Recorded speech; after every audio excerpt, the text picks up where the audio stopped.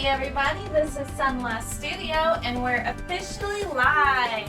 Check it out. It's been a very, very long time since I've been live. I've been kind of busy with life and such, but I'd like to say that I'm getting back into things, getting back into the swing of things, which is really nice. Yeah, so I'm super excited about that. I'm still working on Tundra's Majesty. You know what, as long as I've been working on this painting, I'm actually itching to start on something new and to kind of come back to this for phase 2, because it's just super awesome. But like right now, I'm just going to work on Tundra's Majesty. Oh my gosh, Smoke 7-Eleven, thank you so much for the subscription. I'm adopted. I thought it was my birthday. Gosh, geez, I don't know anything anymore, right? I might as well be, you know. I'm pretty much adopted by my husband's mom, and yeah, I don't really have a close connection with my real mother, so I might as well be adopted. So yeah, hello! Thank you so much for being here. I really appreciate you very, very much. It's been kind of a long time, so I'm just trying to like loosen up the paints and stuff on this painting because, oh my gosh, I'm sure it's like super, super dry by now, like ultra dry, I'm betting. Yeah, so I'm thinking I'm just gonna try to work on this tonight. But I do have like some pretty cool news to share.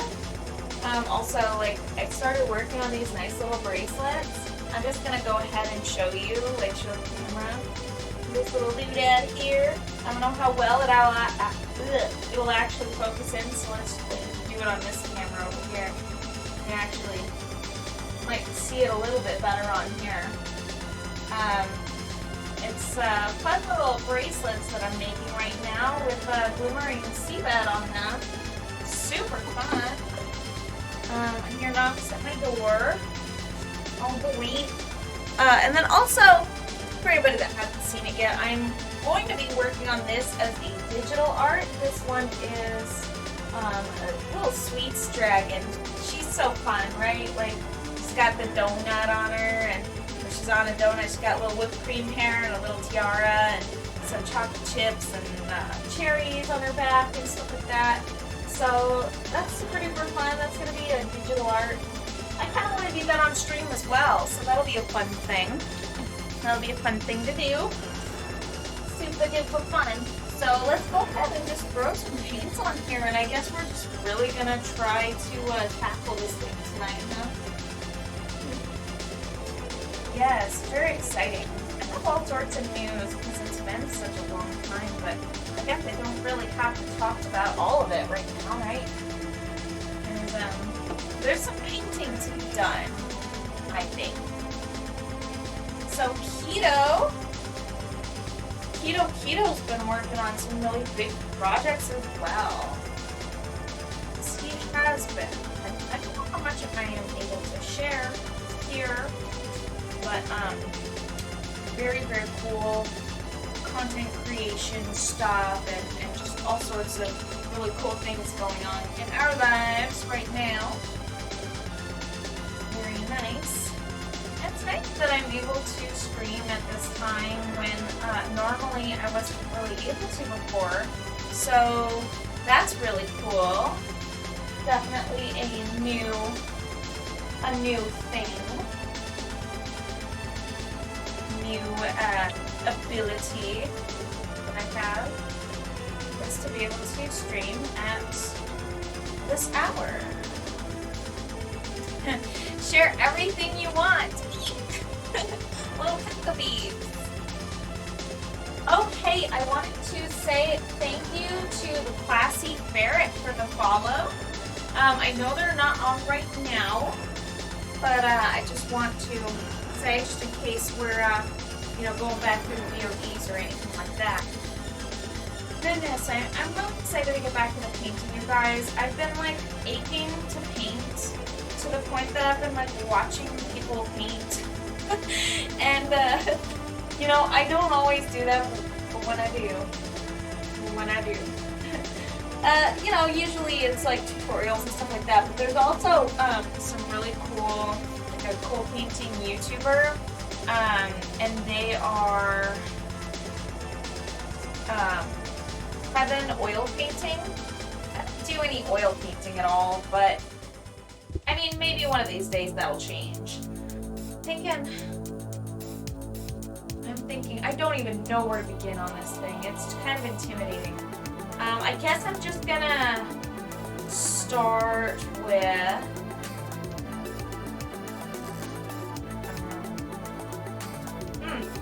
I think what I'm gonna do is, I'm super dissatisfied with the trees and stuff like that, but I think that I might actually even out kind of the plane and possibly add some trees in the background here that are a lot more faint. They have to be faint. They have to be very faint. Alright, so I have an idea and I think I know what I'm going to do. Okay. Let's go ahead and grab ourselves some.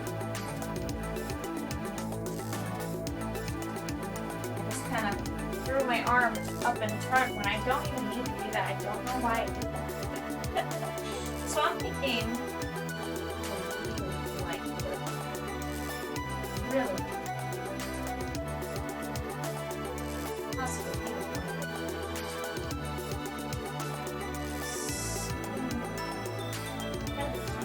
This? Now I'm not really sure if this is light, but I'm gonna have to like get in here at the right angle because I'm really not used to using the chest cam. Chest cam is a new thing for me still, so I'm still kind of like figuring out how to position it. But the really cool thing about the chest cam is that I can actually really get in there. Yeah, I can actually get some like really nice angles, and we can like see everything that we need to see. Right? That's pretty great, I think.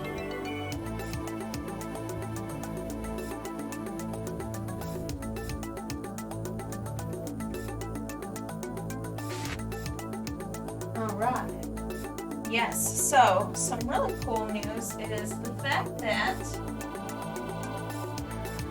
my little chickies are practically big old chickens now. Those girls, they are so big. So I'm like a chicken mama now.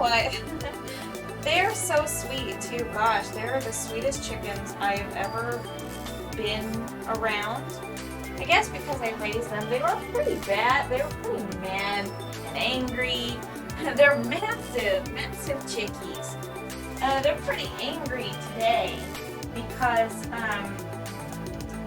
they didn't get their daily snuggle because I was working on cooking and getting ready for the stream, and they're not used to that. They're used to mama chickie snuggles, mother hen snuggles, and they were very, very angry at me today. Isn't that crazy? It's my own fault, you know? I can't help it. They're just so cute. They get the snuggles and the cuddles. It's just what happens.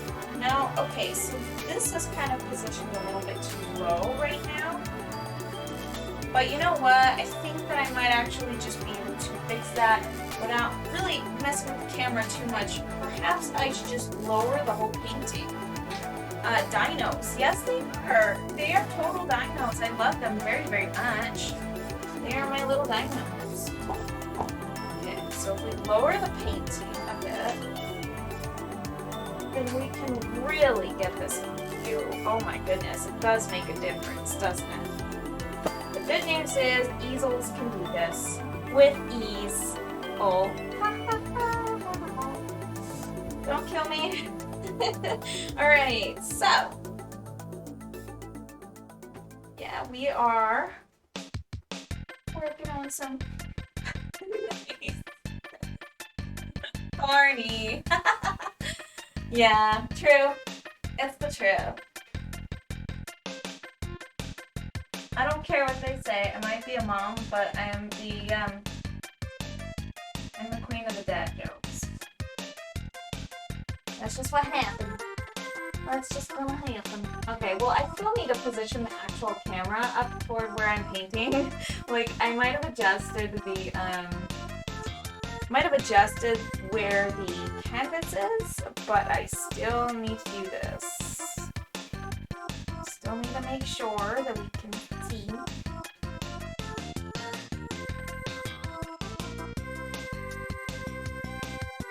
Alrighty.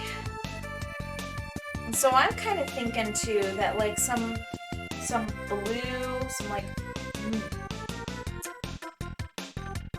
yeah, some of these trees back here, I'm going to have to make them like a solid blue. Like maybe like cobalt or something. I need to make these lighter. That's a problem for me. Right there. I'm trying to pick out what the issue is. And that is very clearly the issue. 16 months. Oh my gosh. 16 months. Look at you. See, you've been dragging. You're dragon status. So where the heck is your badge? Why doesn't it show? Or maybe it's just not showing particularly on this phone because it's old. I don't know, but you should have a nice little badge next to it. It should either be the rainbow egg or the dragon. Can't remember how I made that. But, okay, so now I need cobalt. Here, cobalt blue. I do that cobalt blue. Yes, it's been such a long time since I've streamed. I added a TikTok today, since I've been kind of like ignoring TikTok for a long time, and I just post kind of once in a while.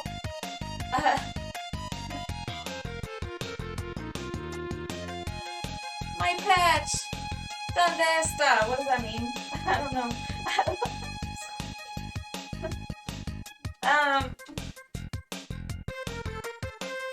Do you have...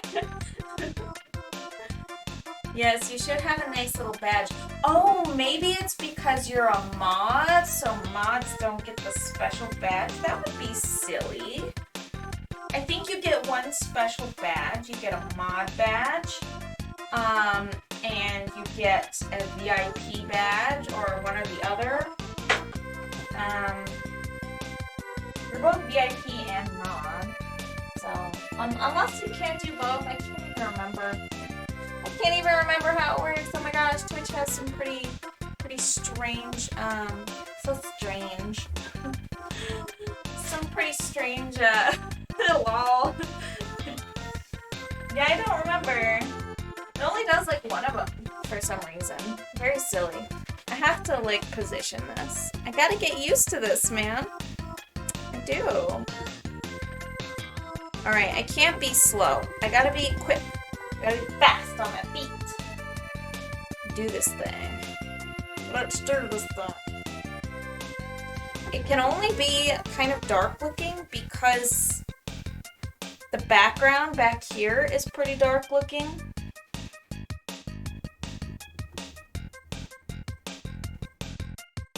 And so... Where is it? Okay. Yeah, I don't know. Gosh, I don't know. I literally don't speak a lick of Spanish. I can't. Can't.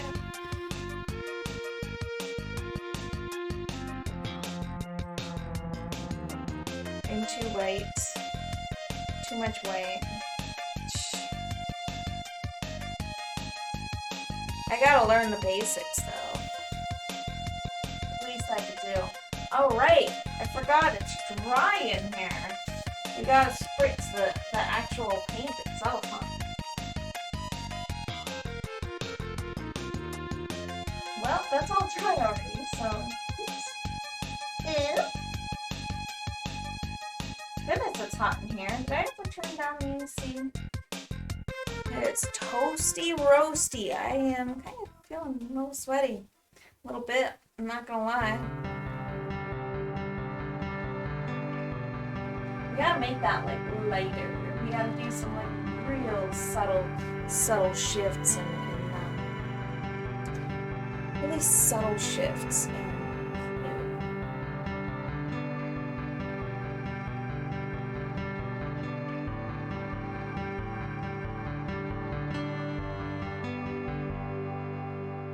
Our values have to be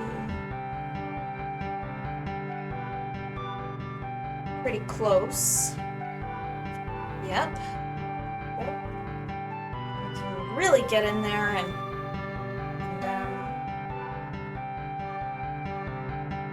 get these all fixed up. These trees in particular, they need help.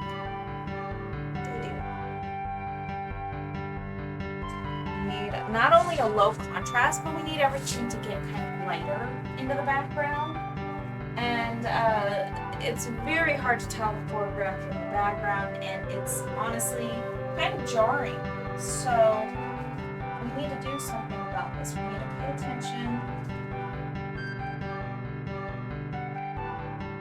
to the values, not just the views. Boy, this music is so relaxing. I'm trying to get pumped in here, man. But no. I just can't. I can't get pumped. Pumped. Okay. This needs to gradient down. We need to gradient down. Next. And wow, the camera, the chest cam, what do you guys think of that? I'm sure this is a pretty unusual time to stream, so I don't think really many people are going to be expecting it, or especially since I haven't streamed in a while. I'm sure that doesn't really quite help. Not so much. It's been quite a bit.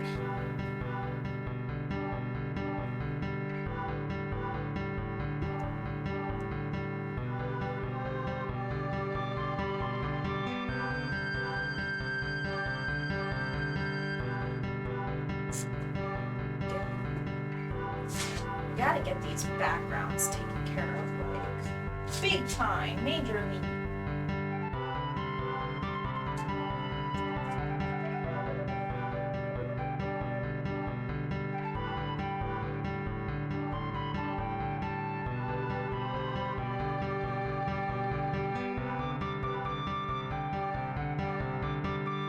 This background is honestly, the thing about this background is that it's so bad that I don't really, I like kind of dread coming back and working on this, because it's such a cleanup job, and I didn't really know how to handle this cleanup job, but now I think that I know what to do.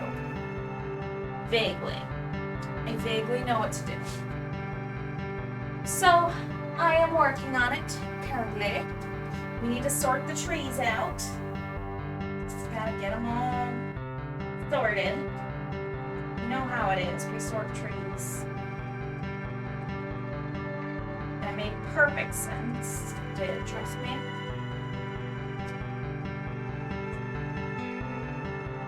You notice how I'm mixing orange and blue together to make this kind of, it's like a gray, but it's got a little bit of kind of like a green looking tinge to it.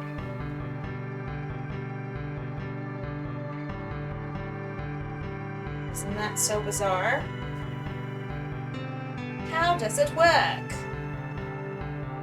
Well, I'll tell you exactly how it works. Because all of you asked, I know you did.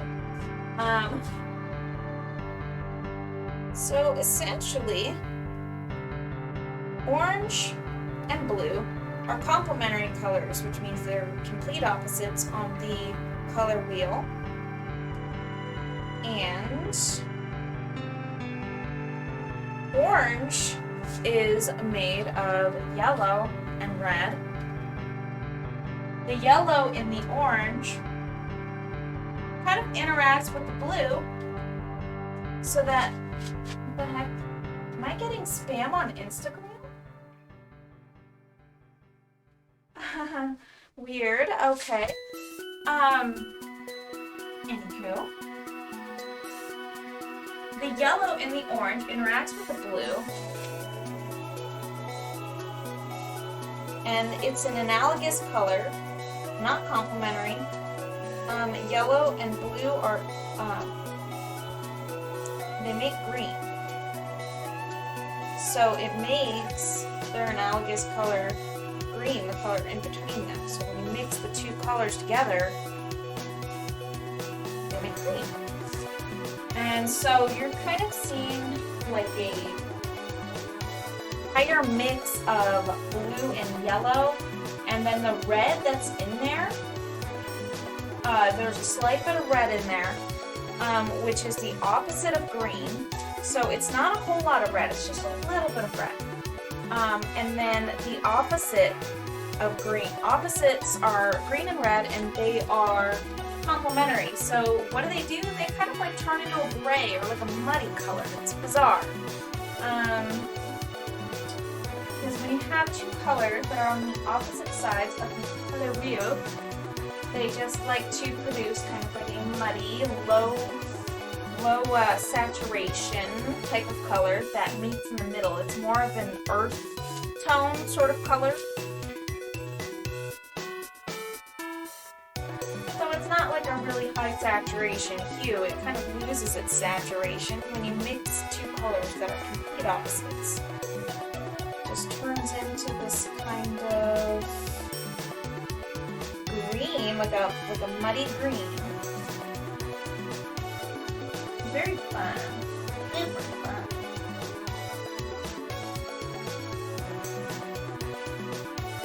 But that's because I'm using quite a bit more blue than I am orange.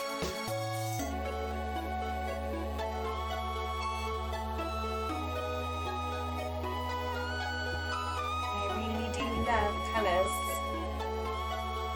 Big fan of colors.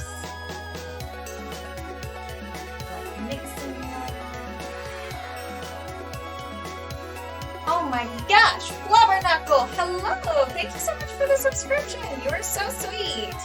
You've been subscribed for 2 months. Hello. Thank you so much for being here. How have you been lately? Hope you've been well.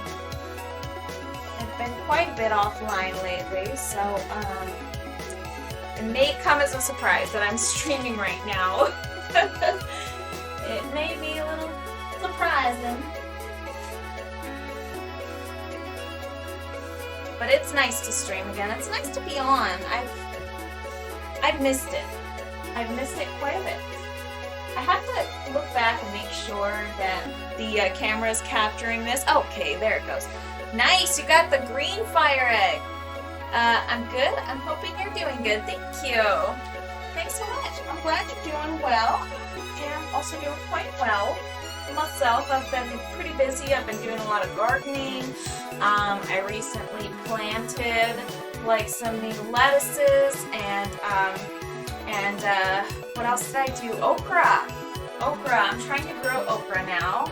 And I've got these little chickens and they're so lovely. I love them. And those tiny little chickies, they're growing super fast. They're massive now. Huge. Humongous. Yeah, so those are pretty much my updates. I don't really have anything too crazy that isn't like more personal. I do have a little bit. I think that my daughter might be starting preschool somewhat soon, but we don't know quite yet. But it's just really exciting for us. We tried to have her set up at sunrise, but things kind of fell through with them, and they weren't really any good. They were like losing paperwork and stuff like that, and you just don't really want to, you don't want to do business with people that are gonna, you know, lose important paperwork. I don't know, you know what I mean?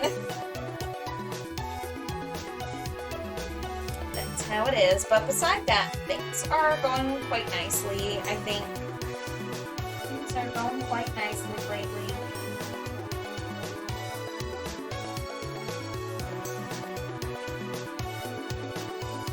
My husband's on his new adventures as of late, and he's been in such an awesome mood. He's been happy as a clam because he is doing what he loves lately, which is really awesome. It's just good to see, you know? Alright, so let's see these lilies right here, these little branches, crazy branches. Yes. And I do still have that nice little capture card, but I just haven't really had a moment, it feels like, to just kind of sit in here and just catch and enjoy streaming. But I will be more frequently, which is really, really nice. It's great news. It's super awesome. I'm very excited about that because I've been really, really missing and aching streaming. It's been kind of eating me up inside. Eating me up inside. If you guys can see this, let's try and get some better camera angles here.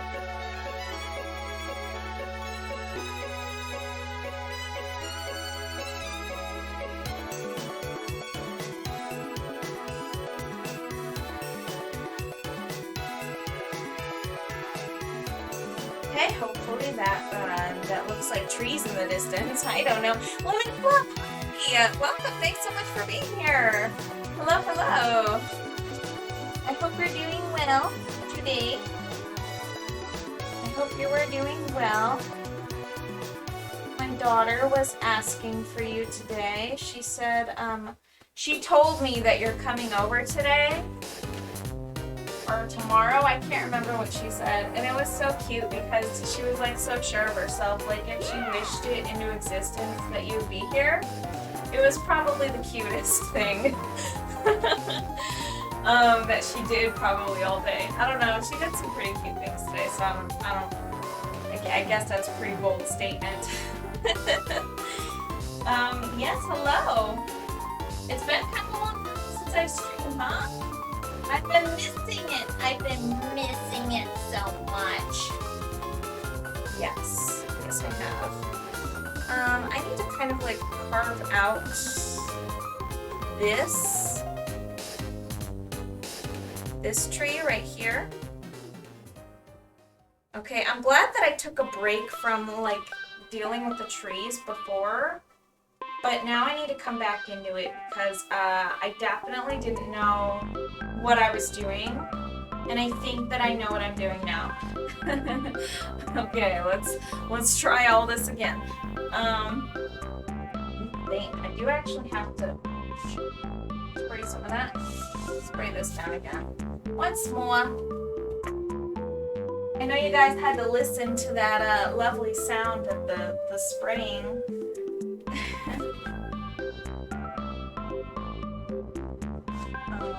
Alright, so let me think. We're going to need some probably darker colors in, let me think. It's gotta be kind of light, but I also think that I need some really dark colors here. We're just gonna paint it and then just hope. Just gonna hope that it works. Okay? We kind of get in here with some of these darker colors. Probably gonna mucky it up a bit, which is totally fine. But essentially, I at least need to mark this spot here. Because we do have our light source that's kind of coming from around here, and this should be as light as it is, and it's driving me insane. It's driving me crazy.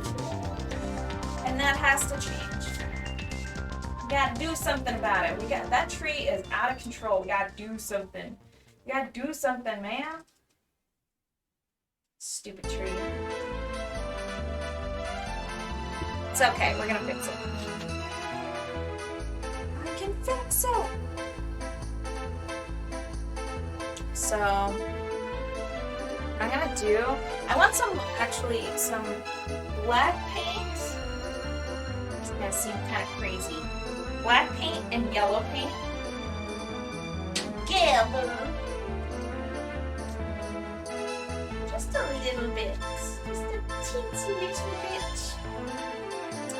I think that the hand cam isn't capturing all of the...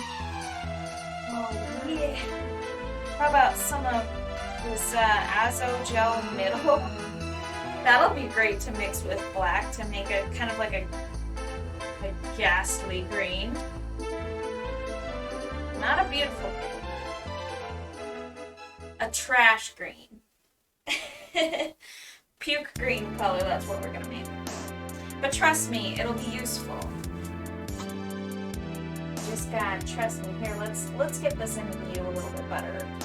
That way you all can see like everything that's kind of going on my paint cam over here. I've got this Azo Middle over here. And it's kind of like this dingy looking yellow. Here we go. That's making the color that I need, so I actually need this quite a bit darker.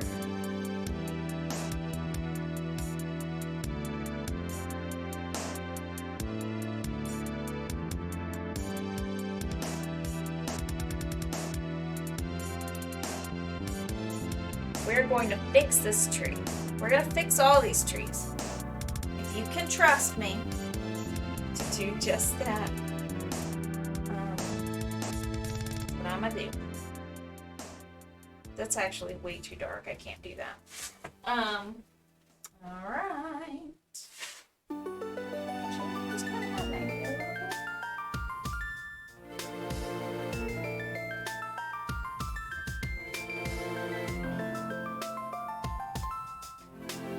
Yes, here we go. That's what I'm saying. And then we're going to go ahead and paint like the ice and stuff on it, all the little fallen snow. But we're not ready to do that quite yet.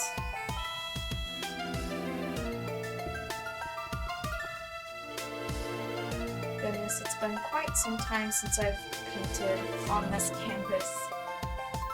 Oh boy, it feels like every time I come back here I want to change like a dozen things. And that's kind of overwhelming. But I'm not terribly concerned with it anymore. Because I'm kind of detached from the painting, and you know what? That's a good thing, because there is a lot that I need to kind of redo.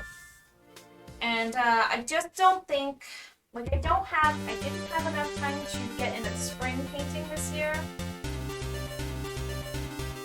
But that's okay. I mean, that's alright. I'm thinking next year will be a little bit easier on me for these types of things. I'm actually quite confident that it is. Very confident. These are fine for these sorts of things.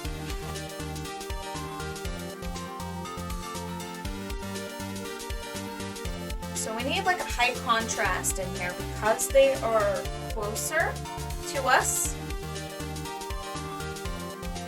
And the further back objects are in the distance, they're going to kind of fade into the background. They kind of just fade, which is And as you can see, like I get really rough with the brush. I just kind of like to poke the brush fibers into the canvas, into all the little holes in the canvas. It's kind of just a nice feeling. And it doesn't damage the brush any. You just have to kind of do it like in a controlled way. You can't just obviously press with all your might. That's kind of horrifying. Alrighty.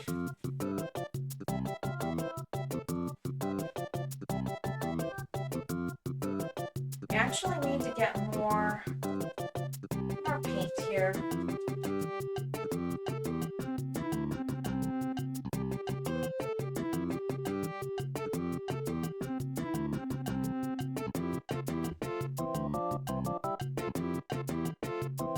I like this track, it's super cute. This is from Yoshi's Island. So these really, really dark colors really need to come through over here. They need to.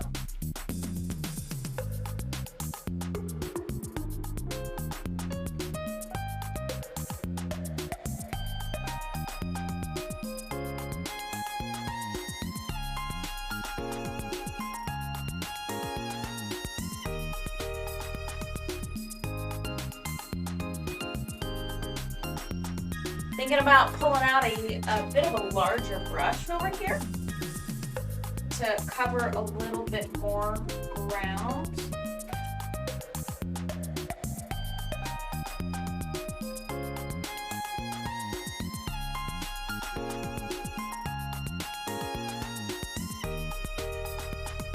We're gonna just kind of sever the tip of that wing right there.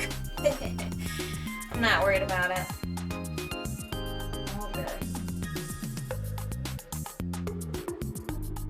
So we need these high contrast things happening here. We need some really dark colors in here first. Actually do. We need like blacks and stuff in here. Really dark.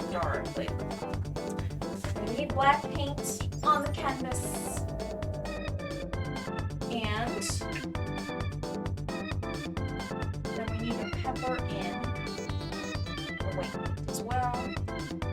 We need kind of a stark contrast right here though. So it might look like I'm kind of erasing the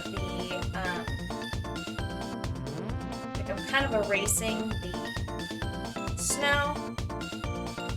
That is not the case. We won't be erasing the snow. Snow will still be there, but we are painting over it. We are getting rough. We are getting rough on the canvas.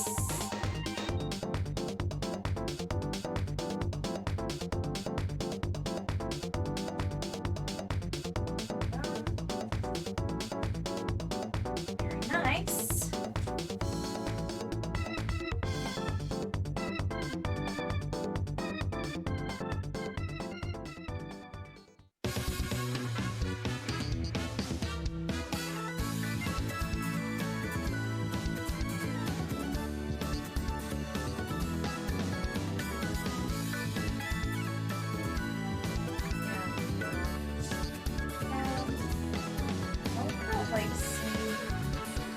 Bit of a tree over here.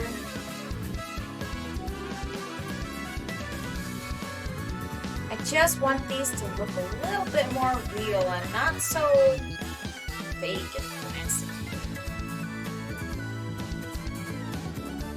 So we really have to pay attention to things like atmosphere. It's really important. How are you? My boy Brewster. Mr. Brewster.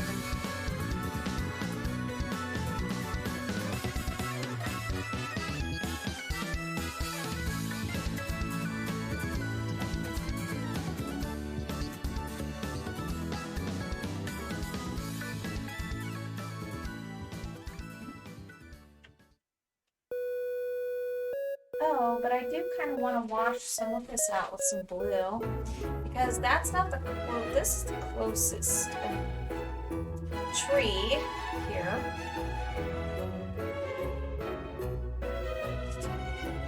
This one is a little further out, so we need to kind of add some blue to it. Maybe not that much. Okay, that much is probably pretty appropriate. I was worried that I was going to ruin the painting. Silly me.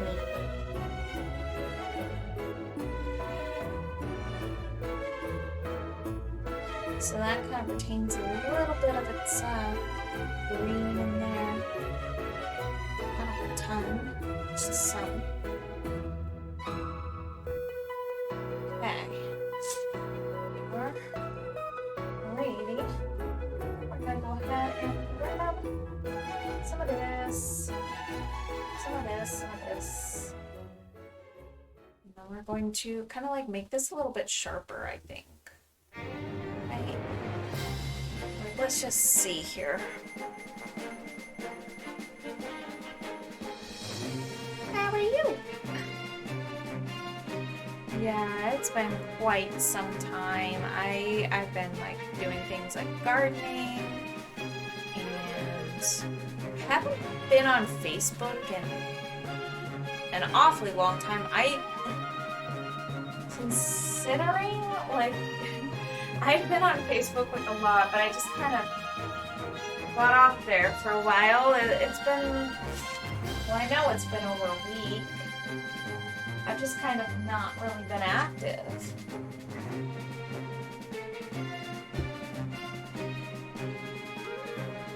I think a little bit of water would do us a lot of good. I should get audio of Brewster saying Pecco. You guys, for anybody that's sticking around, my lovebird's name is Pecco, and me and Renek's name is Brewster. And Brewster talks to Pecco. It's really quite adorable.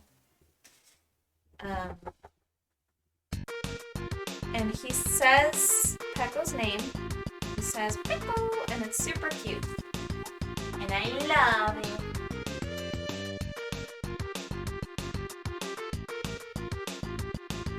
I love that he talks and says Pecco's name. It's so cute.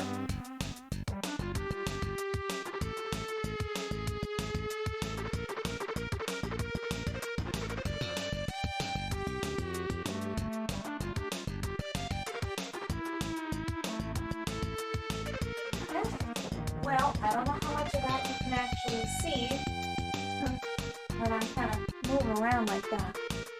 Alright.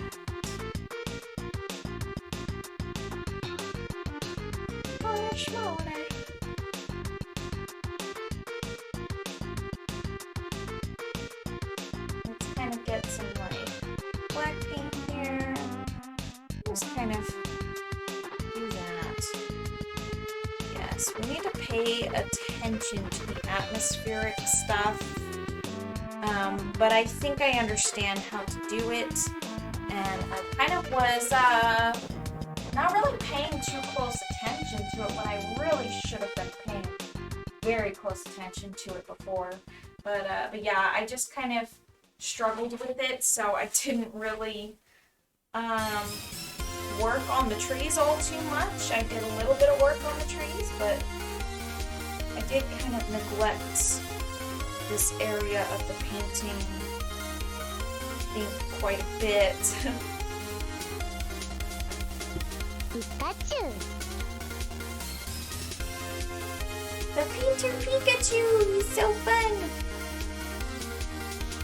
Painter Pikachu. So, fun story. My daughter, who absolutely loves Pikachu, since I set up this whole thing where the Pikachu emotes interact with my stream and make a fun little Pikachu sound, I set it up so that while I was offline, I would give her the ability to spam Pikachu emotes in my chat. Well, mostly I was doing it because I was kind of not wanting to give her my phone, but I was spamming some Pikachu emotes in my chat while I was offline because the commands still work offline and everything like that. While the stream is off. And I just let her play with it and have the computer start saying Pikachu. She loved that. She loved that she could tap the Pikachu emotes and then hear my computer from far away say Pikachu. She loved that. She thought it was so fun, which is great.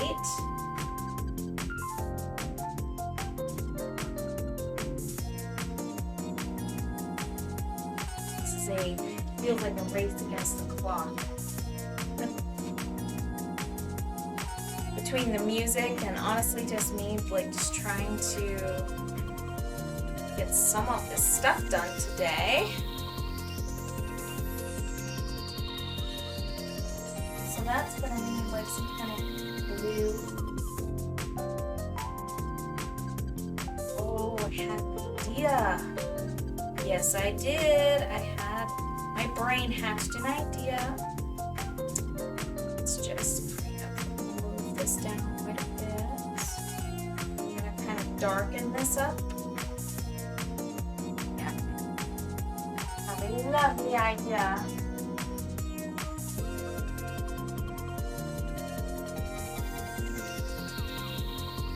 Bob Ross made this stuff look so easy. Let me tell ya, it's not. It's not easy. It's so hard.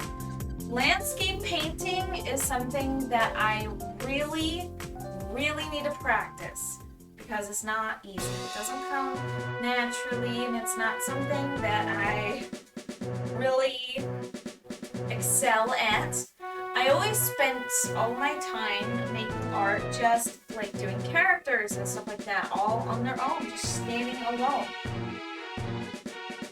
But when you add like a background that they're interacting with, it's this whole new element of just confusion and wonder and oh my gosh, it's just so much more that you have to pay attention to. Just so much more. But, you know, it's fun. It's fun anyways. I'm just, you know, I'm still learning these things. And I'm still going to just try to improve and get better over time. It's not something that I'm going to get right away. But, oh my goodness, I struggle. I do. I struggled with the mountains in Twilight Dragon. The Dragon of Twilight. And now I'm struggling with the trees in this. But you know what? The struggle just means that I'm learning. And that I'm just kind of exercising that part in my brain and just getting a little bit better at it. One thing at a time. You know?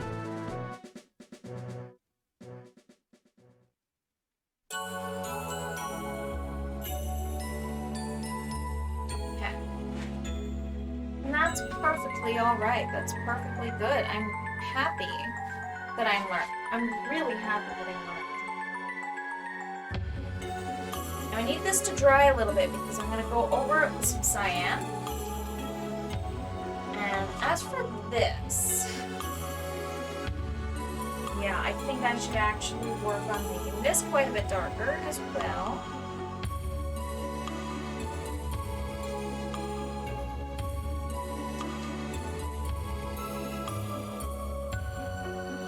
And you know,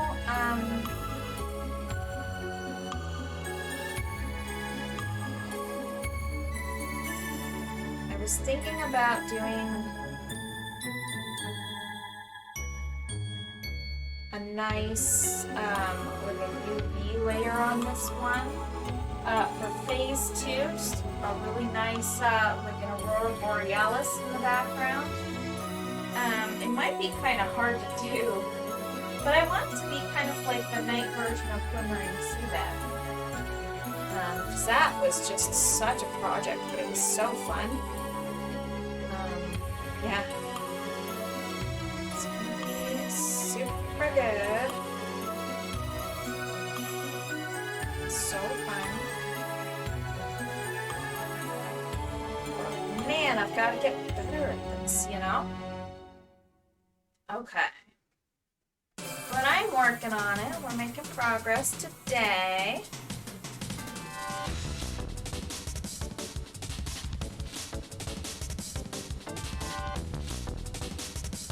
Progress today. Gosh, I'm so happy to be painting right now, dude. Like, it's really been a long time. So, some evergreens. Evergreens.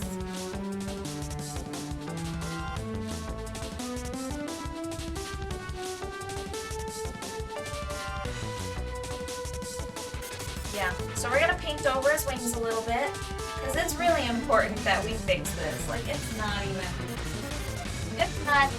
unacceptable. It's really not good. I don't care what anybody says. I've been hearing lots of like, nice little compliments and stuff. Like, they're great, it's really nice. People say really nice things. But,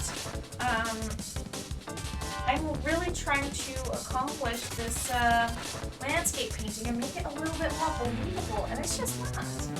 I'm at Heidi's. Ooh, well, hello, Heidi. And that's really awesome. That's great that you're visiting Heidi. Hope everything's well. Hope everybody's doing great today. Super nice. Super awesome. Well, that's really good news. I have to clean out this brush like big time. I don't want any more traces of black paint.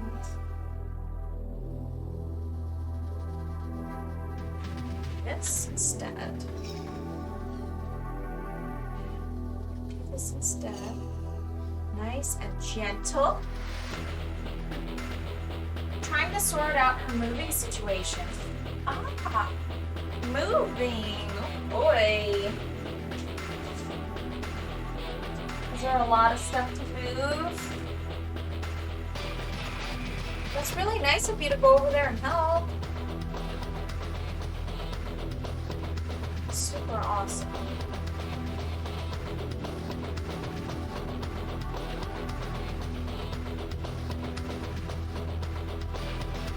Keto was talking about moving situation going on.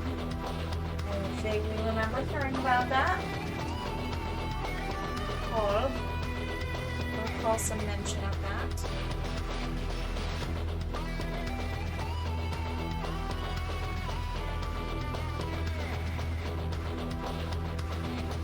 Moving is never fun in of itself.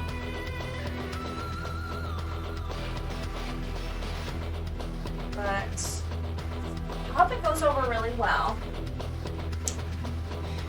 Did you see the places I sent over? Her stuff is going to have to go to storage until they find a place.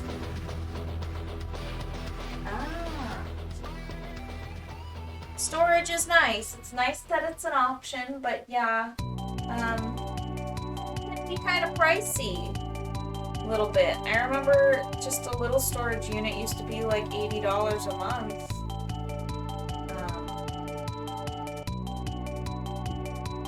Which isn't too bad. But it can be for, certain situations.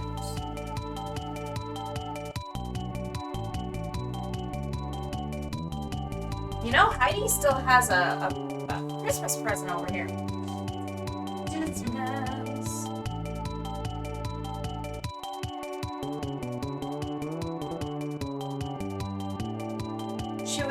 to get approval from her roommates. No, she didn't share any of her texts with me. Oh. I know. Yeah. Yeah. Oh, wow. Wow.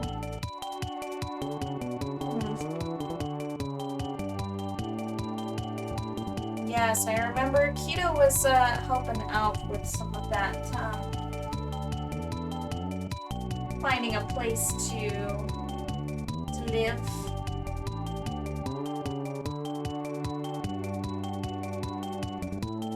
So let Shane search, but they finally agreed. Oh, she was waiting to get approval from her roommates to let Big Smoko, thank you so much. Thanks for being here and thanks so much for your kind words. I appreciate you very much. I have to add more snow to the trees, but I'm currently working on separating the trees a bit to make them a little bit more, you know, harmonious with the background. And I've added some in here. Thank you so much. You're so sweet, and I appreciate you, Big Smoko. You're so awesome. How are you doing? Hope you're well. Hope you're doing well. I hope I didn't traumatize you too much sending you that video of my chickens eating that scorpion alive. That was quite something. I was feeling kind of gutsy, so I sent that to you and Brother Prospero. Oh yes. It was fun.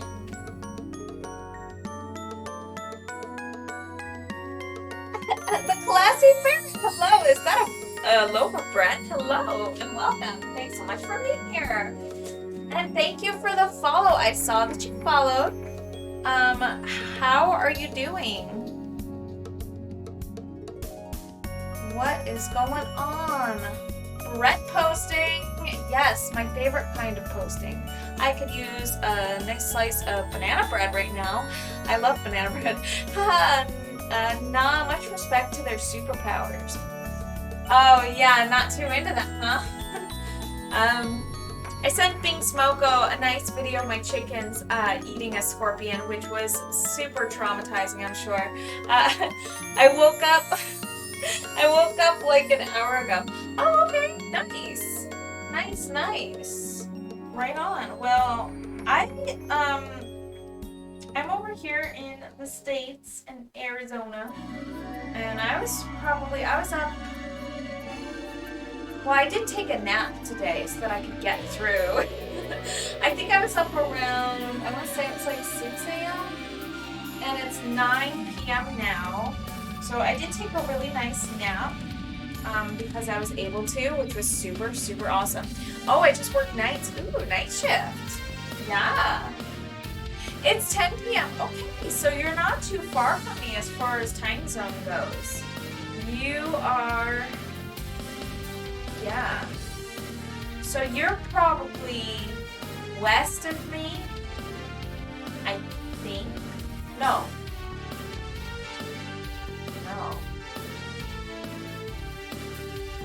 You're east of me. Yeah, you're east of me. A little bit. Yeah, you are. Right on. That is super cool, Classic Barrett. How are you doing lately? What kind of night shifts do you work? I'm sorry if that's too many questions and too personal.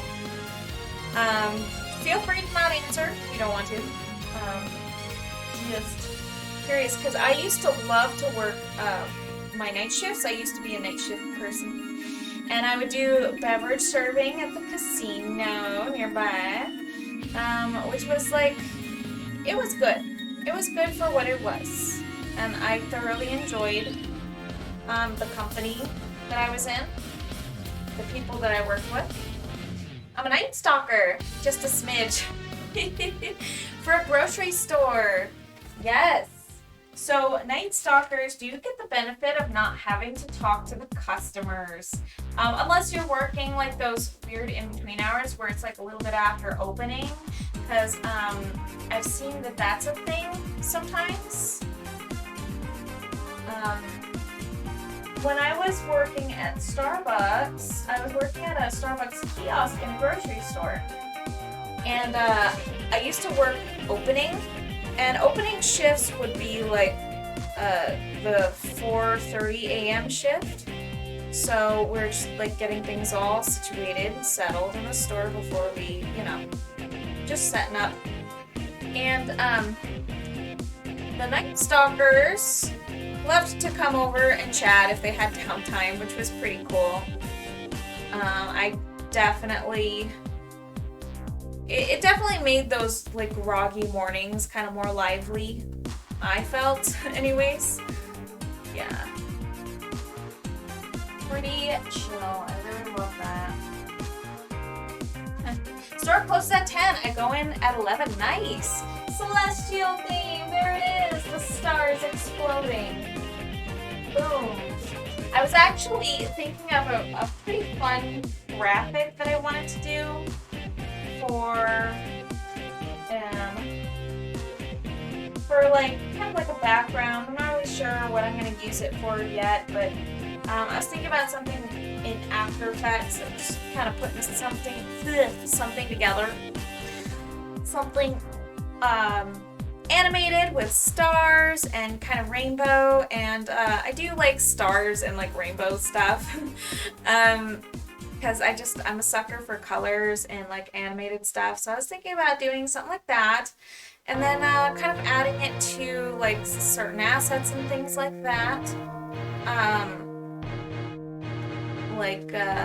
I was also thinking about kind of making those assets available to people who are subscribed in my Discord, and then also I would retroactively allow access for probably like a month or so for the people who were previously subscribed, since I announced that I would be doing this, which was kind of a long time ago, so pretty much anyone that's been subscribed in the past like few months would have access, which would be super, super fun.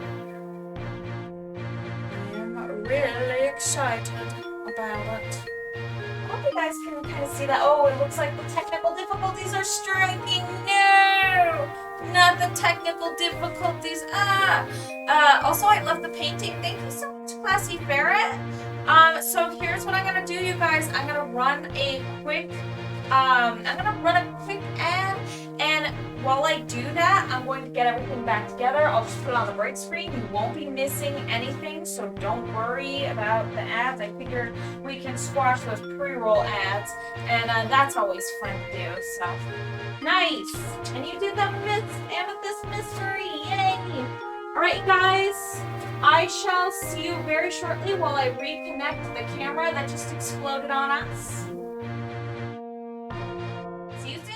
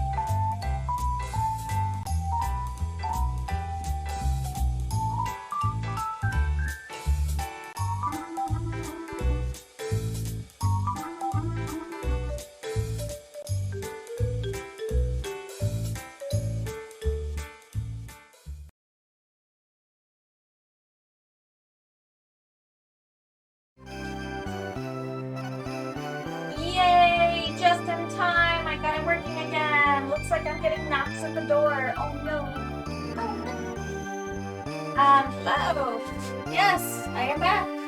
Super exciting. So I'm glad that it didn't give me trouble this time, because usually it does, and it's such a pain in my butt. So I'm really glad that I didn't have any issues connecting the camera again. I'm still really not sure why the GoPro perpetually disconnects like pretty much every hour. And it's usually just an hour and give or take just a few minutes. So it's like an hour, it's like never exactly the same every single time. It's probably like an hour and 5 minutes or so on average that it takes before the camera just kind of like goes down on us. That sounded bad. Goes down on us. No thanks, camera. I'll pass. Yo. Sometimes it just stops working though. Like it's just not cooperative. You know, not my favorite camera in the whole wide world, which is why I would like to save for a new one at some point. I did kind of like spend a lot on this one though, so I'm trying to like really get the most out of it, because that's just how I operate, that's just how I am. Which, you know, I guess I don't really have to be that way, but that's just how I am. Husbando, Keto Squared knows that quite well about me. I'm a very frugal person. I try to stretch my technology as far as it'll go. For better or worse, you know what I mean? Sometimes it's really not good to hold on to those things. Okay, looks like we're kind of doing okay. Indeed. Indeed. Yeah, see, he knows. Keto knows. Alright, I am going to, like, make these trees kind of really pop out from the background. Gonna add a little snow on them, just a bit, not a whole ton, not a ton, just a bit. Yeah, a bit of snow.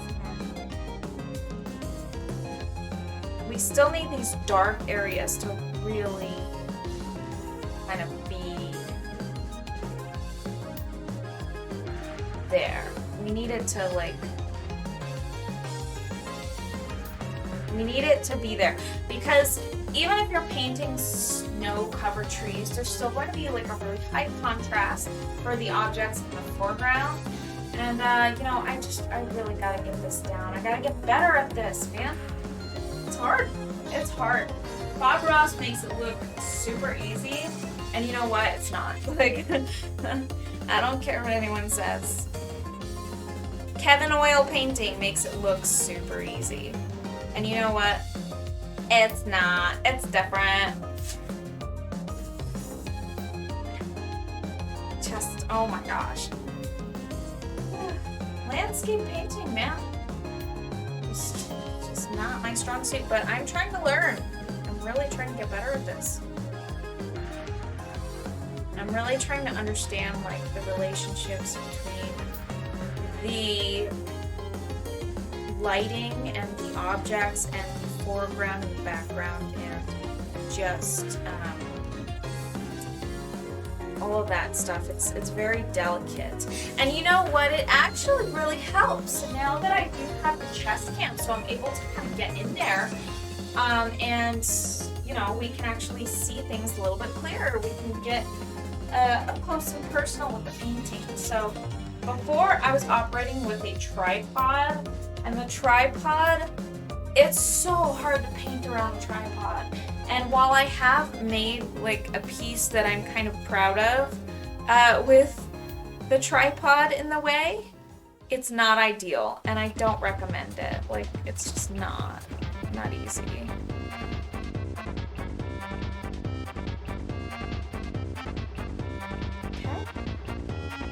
And then also, this painting, like, I don't ever really take the realism too seriously with my paintings.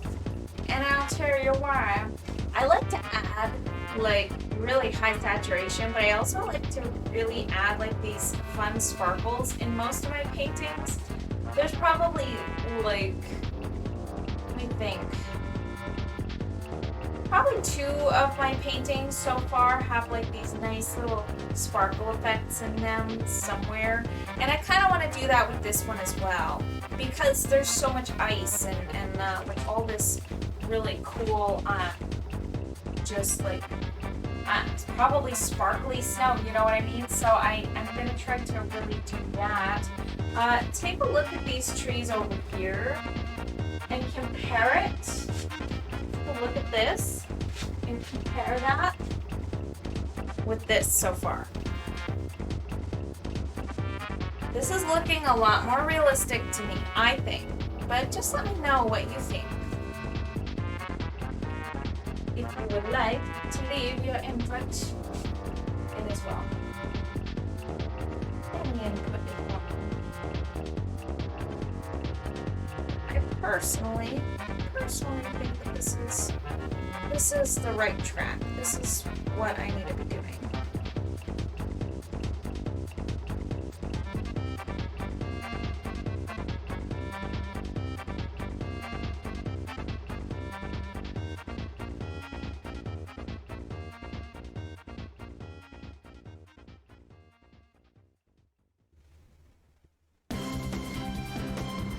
It's looking quite a bit more like, you know, snow-covered trees.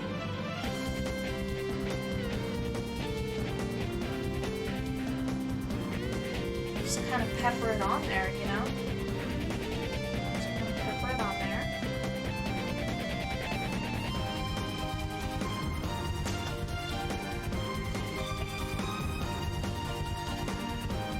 Oh, I have an idea. I can kind of see it now. Alright, so if I take some of this, I'm just like kind of making this really bright and then kind of fade a little bit. This is going to capture quite a bit more of the ambient light. But I was thinking, if I do this, and then have it capture some of the yellow hues that are in there, just a bit, not a ton, just a little bit, particularly closer to the top, and then somewhat around here as well. I think that would look nice.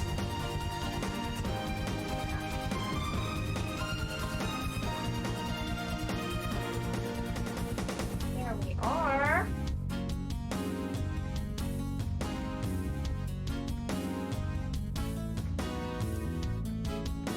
Yo! Pretty happy about this so far. I do need to kind of bring some of these down a bit. Need it to kind of like, we need a high contrast kind of coming through. I love the painting.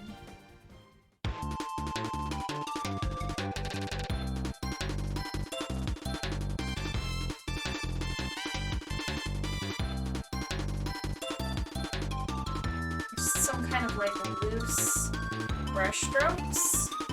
Nice and loose, but still kind of have an edge.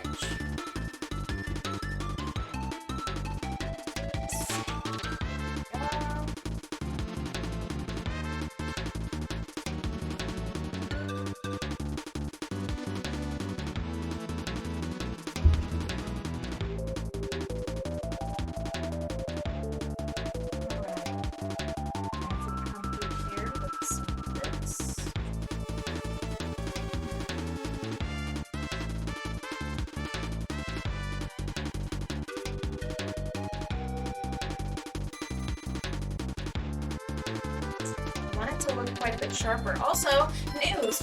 I have new glasses on my face, which is nice because I can actually see quite a bit sharper than I saw before. like I can see things much easier. And I like the frames that I chose a lot because they're a lot lighter and thinner. So because of that change, it kind of lets more light in, and I can kind of see in my peripheral vision a little bit better than my old glasses, which is nice. And I finally got some anti-glare, which is super awesome. Absolutely worth it. I would say so anyways.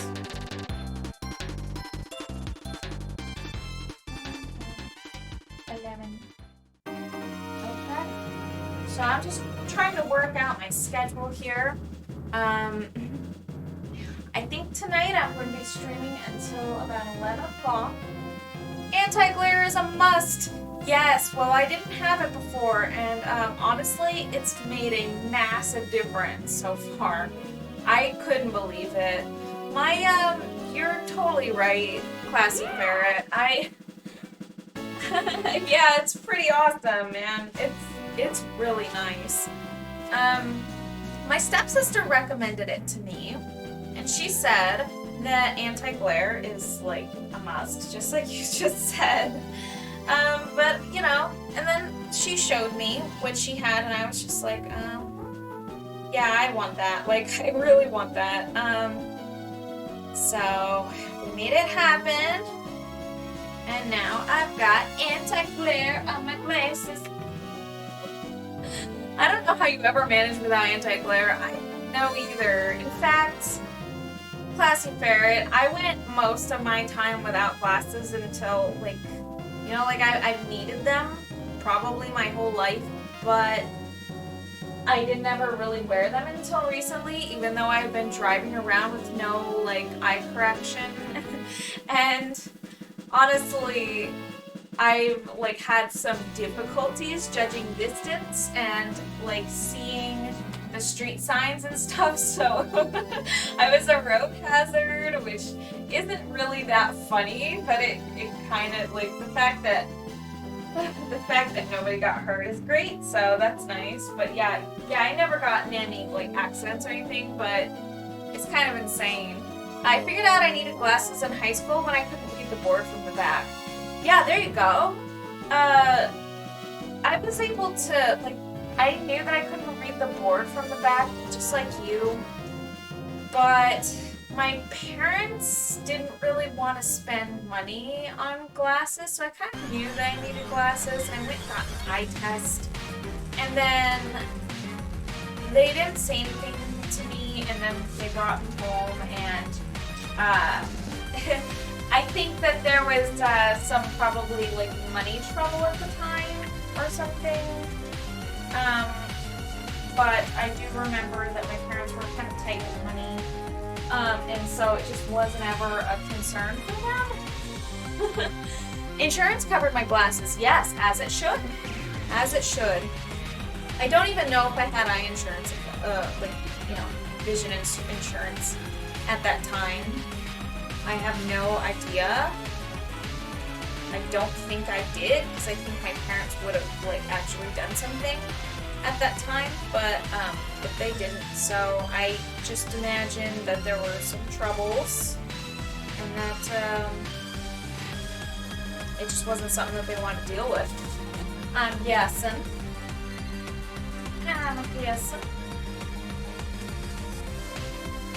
Okay, so far so good. So we have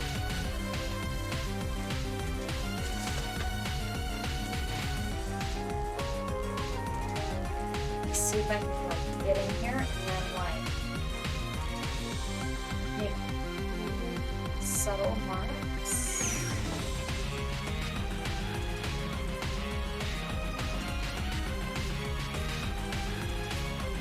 Subtle. Very subtle, but still there. Marks. Canvas. Very subtle. Yeah, it's really important, especially here. My gosh, I have these lights that are on the canvas from two different angles, And before, I noticed before when I had my glasses, my old glasses on, I would come close and in between these two light sources, and I couldn't really see, like it would refract off my glasses, so I couldn't see. But now I can see just fine. Like it's like not even a problem. I don't get the weird halos, all the crazy little ghosts of glares all over the place, because that was just, it was a problem. But yeah, the anti-glare is a must. And the nice lady that was helping me out at the vision place that I went to, she was saying the same thing. It's just so necessary. Yeah, so thank goodness that's what we're doing now.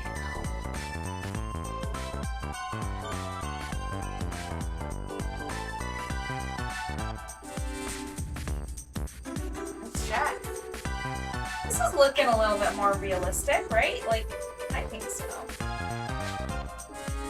It does help that I have, like, the new glasses.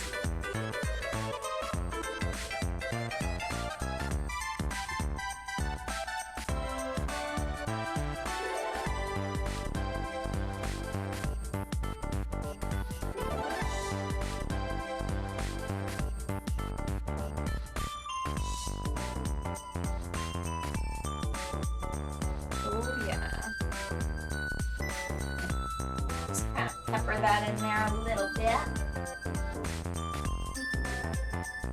It's a little bit more like a tree than it used to.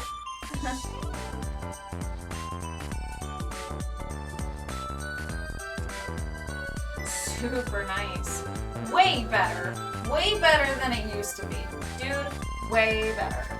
Like, oh my gosh. Oh my gosh. Let me think though. What if I mix this with this? Nice light blue. And add just a tinge of orange to it. Just a tiny, teensy bit of orange to it. And even it out just a little. Just a little bit. And then this newfound color.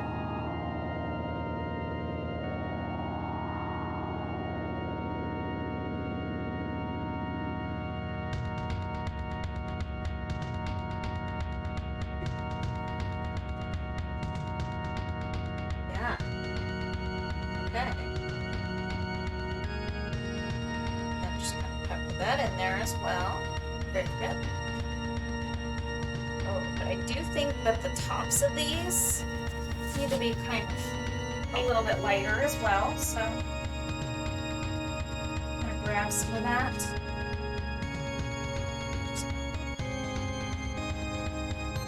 It's really subtle, just the tippy top of the tree. Yeah, there we go. Right? I think that's a little bit better. Now let me just try and get like a nice thumbnail view and look back at this thing. Alright. So I've made some progress.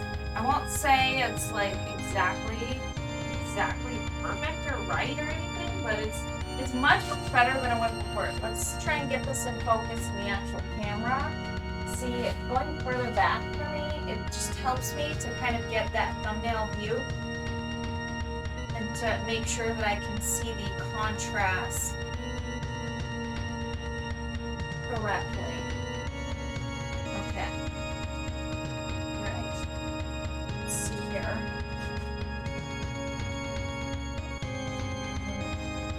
A little bit of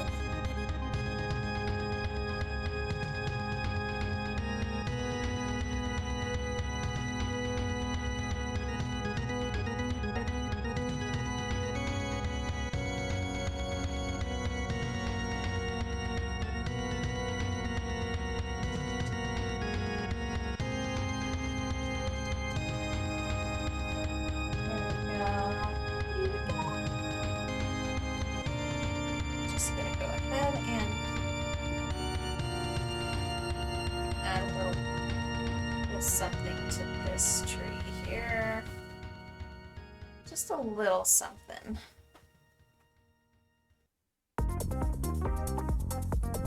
Okay, that way it doesn't look so flat. That flat tree. Don't you know it's a sin to be a flat tree?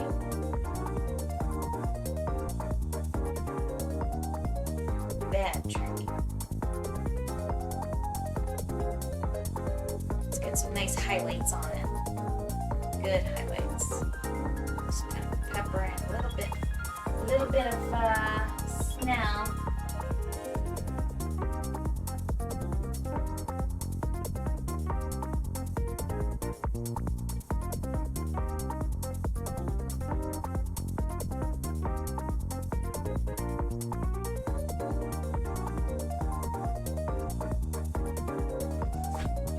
Yeah, that looks like a tree, I guess. If you squint your eyes and lie to yourself, it's a little bit like a tree. Maybe.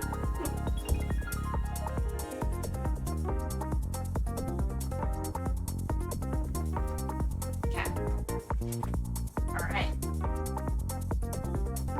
Now we have to some more orange, blue, a lot of blue, like a whole bunch of blue.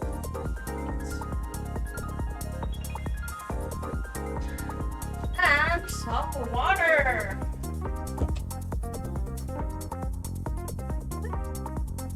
I know it's more exciting when I actually paint the dragon itself. But today we have to fix some gosh darn trees. Because this is killing my motivation right here. These guys right here, this thing in particular. I know people have said really nice things about these trees. But I don't buy it. Nuh-uh. No. Because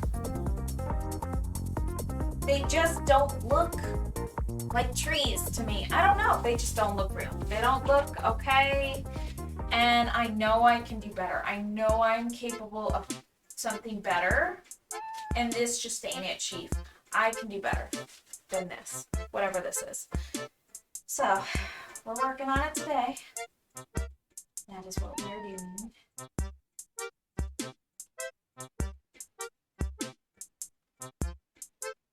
No, it's going to be better by the time I'm done with this. It's going to be improved. And that is, that's the goal.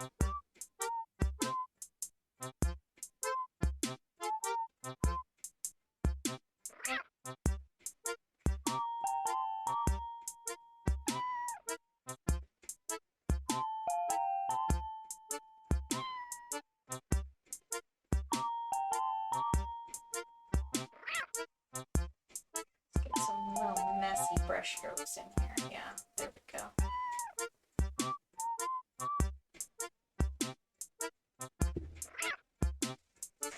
Oh. Cool. Sure.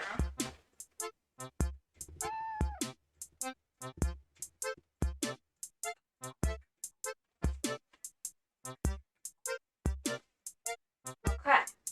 So that's great. Now I'm gonna work on like some of this. Gotta get some of this darkened up as well. Looks like my paints are drying up. Oh no. Oh no. What are we doing?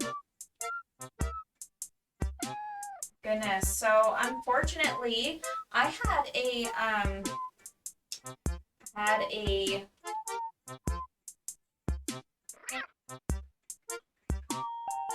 sorry, my brain short-circuited. I had a like an external drive that had a whole bunch of projects on it, and amongst them, among us was a project file And all of the footage for my last completed painting, and my last completed painting was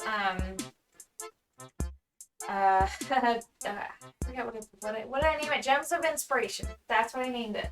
Gosh, I can't even remember the names of my own paintings. Jeez. Gems of Inspiration. The time lapse for that project is being delayed because I don't have the project file anymore. I put so much work into condensing it, and now I have to start over. So that's super unfun. There's like, I can't remember, like 20 sessions or something that I have to go through. A lot of footage. 3-hour long videos, like 20 of them or something. Super unfun. Your camera is wireless. It's actually, you'd be surprised, it's actually wired. And this is the wire that I'm holding up in front of you. But I am walking around with a really, really long wire. However, it's supposed to be wireless, the Classy Ferret, because it's a GoPro, believe it or not. Even though I have it on a cord. Why do I have it on a cord, you ask? Because the batteries are crap and they get all bloated. And basically, like, I bought a whole bunch of like backup batteries, and yes, they are rechargeable batteries, supposed to be, and they're really, really bad. I mean, you leave them on the charger and then you take them off when they're done charging, and then you use them. Battery life is probably an hour or so powered on, which is kind of pathetic if you're going to be live streaming. And this particular model of the camera is marketed for live streaming, which, you know, it's kind of silly. So anyways, through just normal use, the batteries have become very bloated. So I got backups. Backups did the same thing, didn't take very long. And I've come to find you can actually operate the camera without the battery in it. So if you take it out and then just plug it in while you're operating it, it works great. In fact, better than if you leave the battery in to charge while you use it, because then it overheats. And that's no fun, because then the camera disconnects and then never powers back on for like hours, which is kind of a problem. But this way, I'm actually able to move around. Just have a really, really long charger cord to make sure it stays on, which is kind of pathetic, but it works. It works. So, you know. One of these days, I will get a nice wireless camera that is meant to be wireless and actually operates wirelessly. So what I'm gathering is that GoPro is not optimal for this sort of thing. Yeah, I would actually recommend not doing business with GoPro. In my experience with them altogether, they're just kind of a poor company, and they're kind of on their way out anyways. So I just wouldn't really deal with GoPro. There are alternatives out there.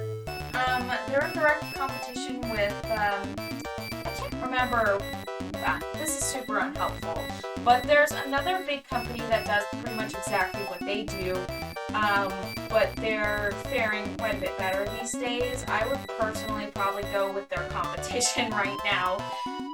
If I get another camera like this, I don't think I'm going to go with a GoPro. I would probably go with something else. A different wireless camera. Yeah, they're just not, they're not good. I don't recommend. Not at all. Even with their newer models, I mean, they've got like the GoPro Hero 9, I think, out now, because it's really not great. Because of this stream, I actually had an idea to do blacksmithing streams. Ooh, like the way you do these painting streams sometime in the future when I get a forge set up. That's so cool. That would be so, so cool. That is sick. You do that. Yeah, totally do that. Totally. I am all about that. blacksmithing. That is like, I've never heard of anybody streaming that. That is a fantastic idea. That sounds so hard. You do blacksmithing? Why does this paint smell like butt? What is going on? Gross. Alright, here we go. Try not to get too sidetracked here. Okay, so just like this one, I have to do this one as well. And I kind of want to make it a little bit taller, too. I think that I should probably make it quite a bit taller. I'm like running into the light setup over here. You probably heard a giant thud and saw the light moving around. Yeah, that was me smashing into the light because I'm so graceful. Super graceful. You just don't even know how graceful. Okay, so I need to bring this up quite a bit taller, just like that one right there, right? Because that's what we have. That's what we're doing. And it's darker. Make it lots darker, like loads darker. Especially over here. Especially over here. We need to get these values down because if we don't, then we're just screwing up. Like, that's the end of the story. If we don't, we are. Yeah. It's really important. So we get these values correct because if we don't, oh, we mess it. Not yet, but I want to learn blacksmithing. Ooh. Hey, that would be a really great way to learn and a really nice motivator.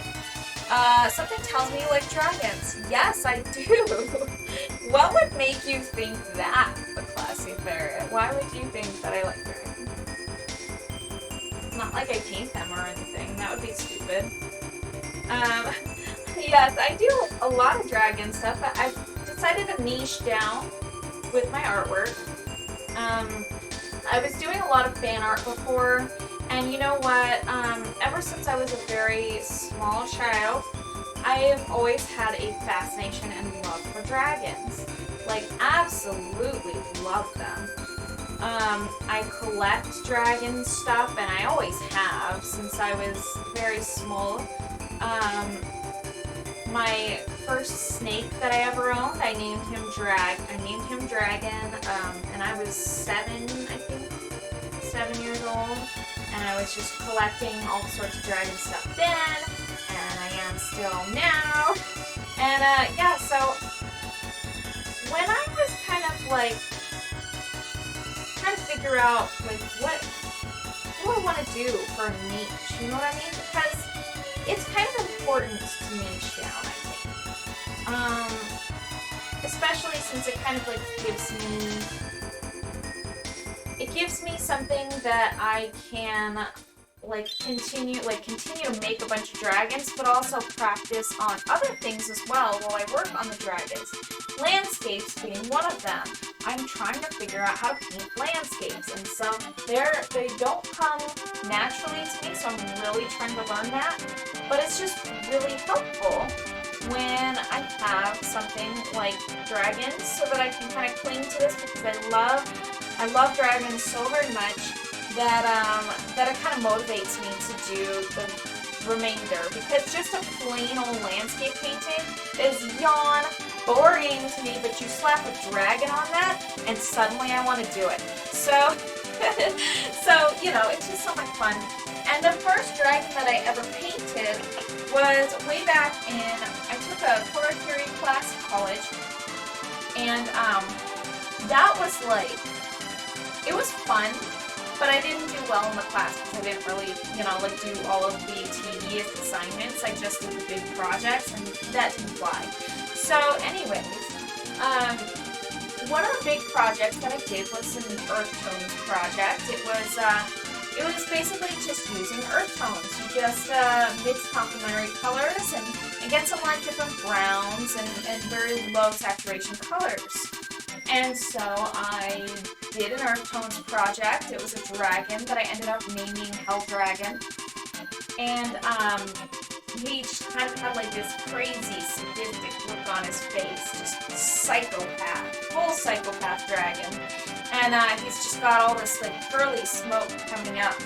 And honestly, that was my favorite project that I ever did. I spent 20 hours on it, and to me back then that was a lot, like a lot of time. And my gosh, I've done so much more now than I did then. But anyways, this was like before I went into like kind of a hiatus with art. Like I call it my art depression, where I kind of just didn't really want to make a lot of art because I felt extremely demotivated through particular people that just were very unsupportive. But I painted my first dragon and I fell in love with the medium of acrylic paint. So I've never touched oil paint before, but I would really love to. I digress. Anyways, it all started with that, and I'm just like, I was already obsessed with dragons. I'm coming back around it now. It's been well over a decade. It's probably been 12 years now, but it was a decade that I didn't paint any dragons. Now I'm coming back to it. Like, I did it once. I loved it. I went into this like hiatus art depression. Now I'm coming back to it basically, and I'm so happy that I am. Like, I just love painting dragons. They're so fun. I also be liking dragons. Yeah. There we go. Yes. And no, could you not? I'm skeptical of people who don't like dragons. And before you say who doesn't like dragons, I'm just gonna tell you right now, trust me, they're out there. There was this one time when I like was on some like Pokemon forum or something. It was a long time ago. And there was this girl that was just like, we were talking about dragons make Pokemon, right? And there was this girl that was like, ew, dragons. And I was like, what? I was like, you don't like dragons. Ew, like, and he was like, no, I love fairy type and dragons are disgusting. I hate dragons so much. I'm just like, how? Who says that? Apparently there are people out there that hate dragons. I mean, that was news to me then, but now I'm just kind of like, why? Why gotta be busted? You know what I mean? Like, I love dragons. They're my passion. They are my passion. Who would say that? I used to love reading books when I was younger, and if the book had a dragon, I was 10 times more likely to read it. Yes! Dude, there was some dragon, gosh. I agree with you, but there were some dragon books that I remember reading in, I think it was middle school, and I enjoyed them, but I always caught myself daydreaming excessively, like when I would read the books, to the point that it would actually get really off track and interfere with my ability to focus on the book itself. And I remember I read like one of the Aragon books, maybe 2 of them, and I loved those books, but I had to keep rereading everything because I would start to fantasize about dragons and dragon worlds and then like having a pet dragon. Because my mind would just take control and just think up these whole crazy scenarios, and then it's like, pull yourself back down, you're reading a book, they have a story, and you're supposed to like learn that story, or, you know, read that story, and then this is not it. What are you doing? You know what I mean? I was just way out there. Like, my brain would just go crazy and take over. I'm sure that girl's a blast to be around at a party. Yeah, she was not very nice. She was kind of mean. She was kind of mean to me, and I was just like, why would you do this? Why? I just want to exist, man, and enjoy dragons. And I'm just a dragon nerd. How you gonna disrespect me like that? You know what I mean? Yeah, so that was kind of upsetting. But it's okay. I don't know anything about her, and she's like somewhere else in the world, and I know that there are other people that are like her. But I ain't hanging out with them people. Nope. Those people are not coming to my stream. I'll tell you that. They'll see Dragon and they'll leave, and then I'll be like, yeah, good riddance. They would never even click, you know what I mean?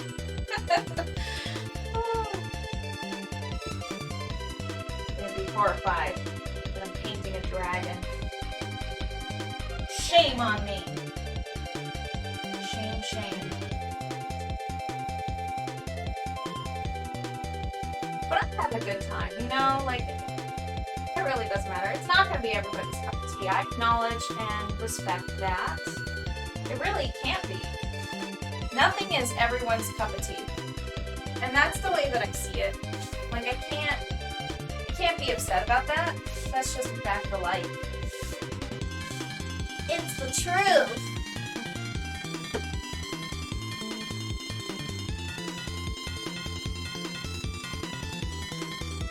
But I did come to be, I was going to say I did come to be surprised, but that's kind of like really stupid grammar. I have been surprised at the fact that ever since I've been painting dragons, people are coming out of the woodwork and tell me that they like dragons. And it's a miracle.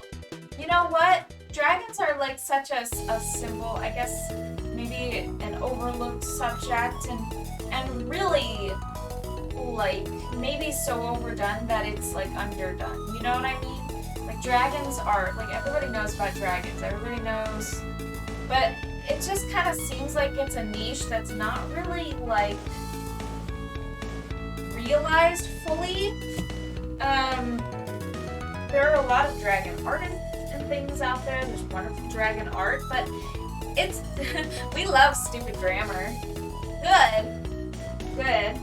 I don't mind kind of making a fool of myself. I just kind of a goob, and I kind of just, you know, I just own it. It's fine. It's fine. Yeah. So what was I talking about? I had it in my head, and my brain just exploded. Right. People are kind of coming out of the woodwork, just, you know, saying that they like dragons. Like, it's just nice. I just want to say that it's super, super nice to know, because, and it's nice to hear it and see, because I went to a couple of shows where I got to have a nice little booth and sell my art, and it was super fabulous. I got to meet tons of people. But I got to see a lot of people face to face. People who you would never guess love dragons. And it's almost like a secret that everybody loves dragons. The most interesting, like, figures. Lots of older women and older men, and it's like nobody talks about dragons. It's not really a niche that's fully realized. You'll see like video games that have excessive fan art over dragons. There's probably a billion games out there that have more fan art of those games than like there are like dragon artworks on the internet. You know what I'm saying? It's so bizarre to me. And yet everyone's got like this secret fan club of dragons. I don't understand it. It's so strange. Like, it's like a secret, almost. And just, it's kind of neat. It's kind of neat. I just love that, like, the most interesting, unsuspecting characters. You probably, like a character my boyfriend made. Ooh. Tell me more. I'm interested. Is it no C? OC character. It is an OC. Yes.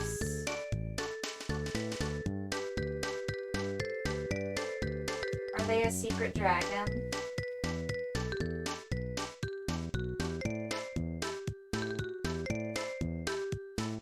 Look at how the cyan interacts with the black paint. You can see that.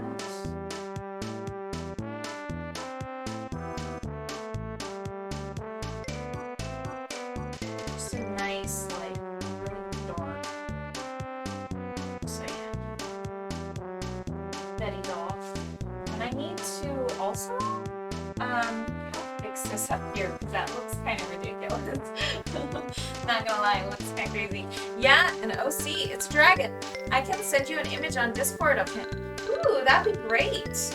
And then I can show the camera. The camera.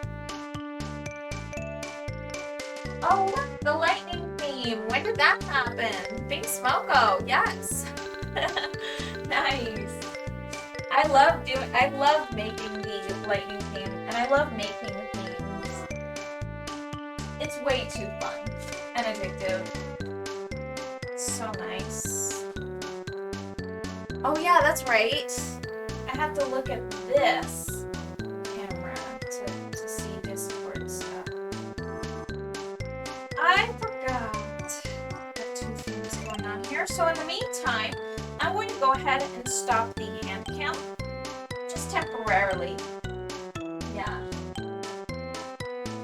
And then while we do that, I'm just going to go ahead and open up Discord, and then we shall see.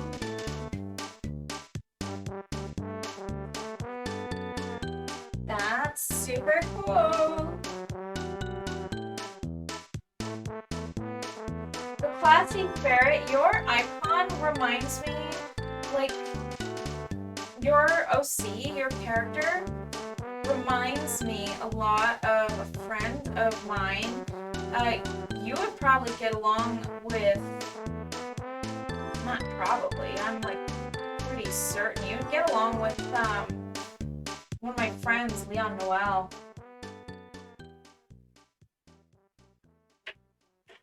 Yeah, most certainly. Most certainly. Let me think. So I've got to kind of fix this up here, right? I just kind of have to, like, get some fixing going on. We got pixies. We got to fix it up.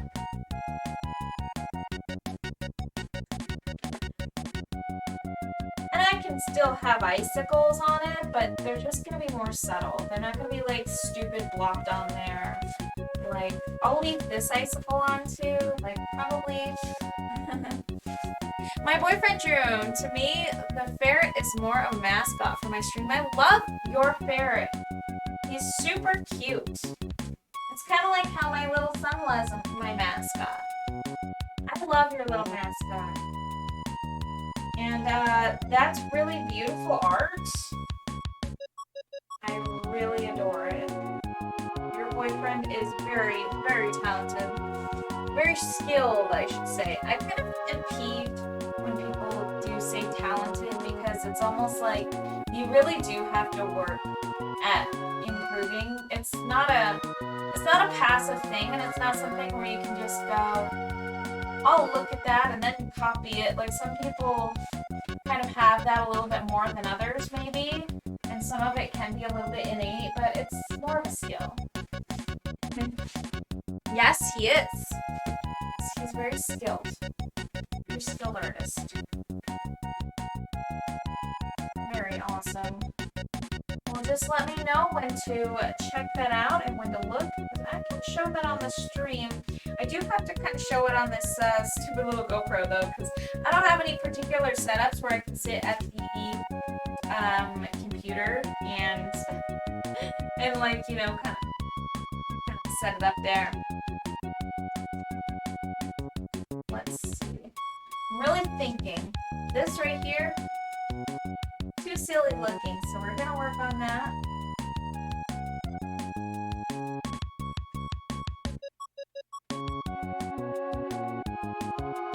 Just trying to get a really good view while I do this.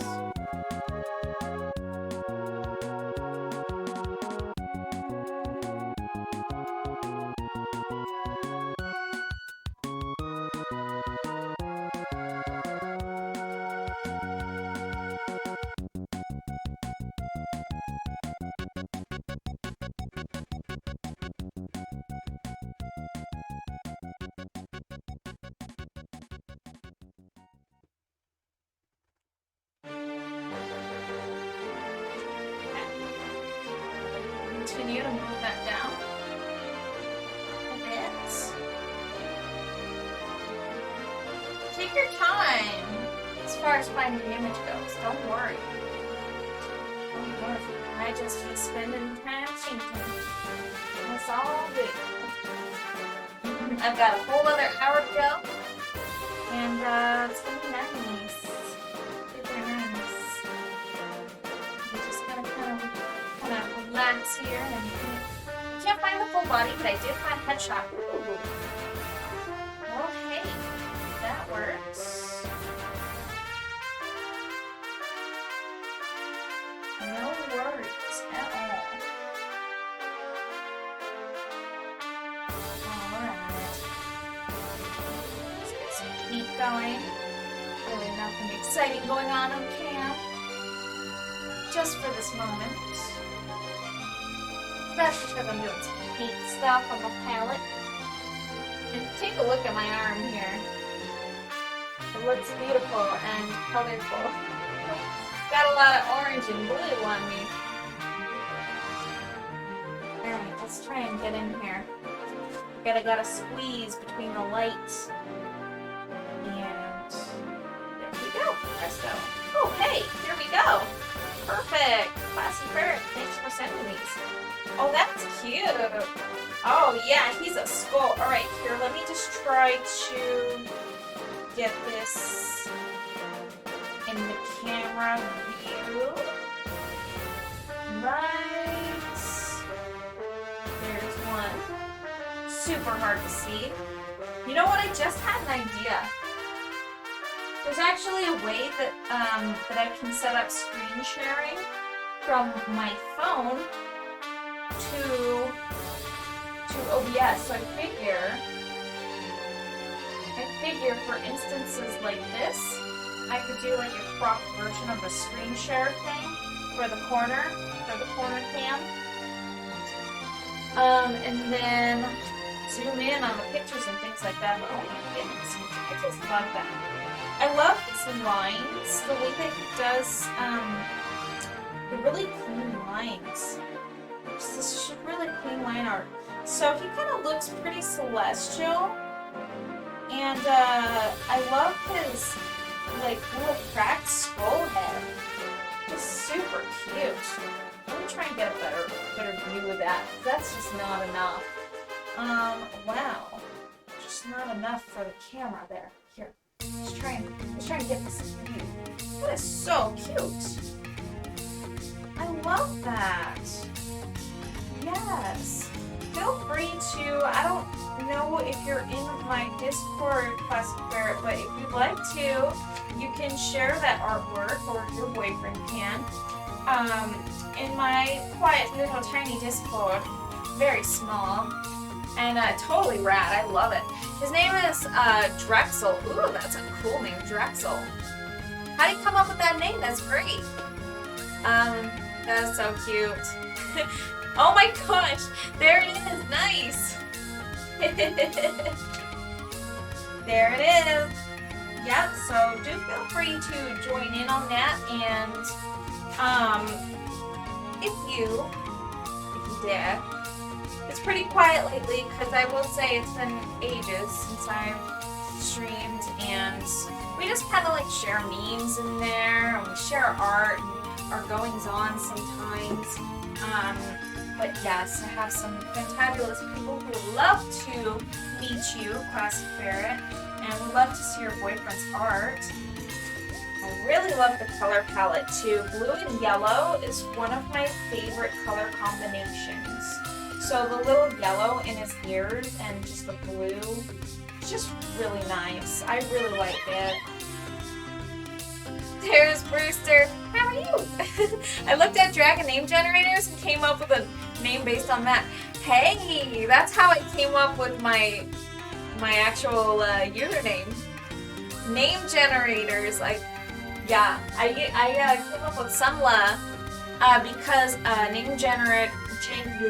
Name Generator came up with Sunya or Sunya, and I just wasn't really into Sunya or Sunya, but Sunla was pretty unique and not taken. And it also is kind of like a new language, in like a newer language. It's kind of got this meaning to it, which means like kind of like a woolly pelt or very thick curly hair, which is, I have very thick curly hair, and the curls on my lion's mane is kind of part of that whole design. So it worked out really good.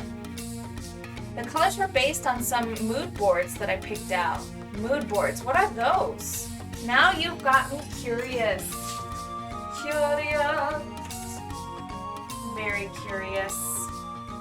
Let me just start this IP webcam back up for my hand cam. That way we can see the paints dry. The dry paints and the marked up. I like using like tin foil for the palette because it's so shiny and kind of neat looking. So I just kind of started doing that regularly. Also, it retains moisture better than like pretty much anything else I've used. So yeah, I really like using like tin foil. It's kind of fun, actually. I am surprised you don't know what mood boards are. Yeah, I have no idea. Please enlighten me, because I just don't know. Mood boards.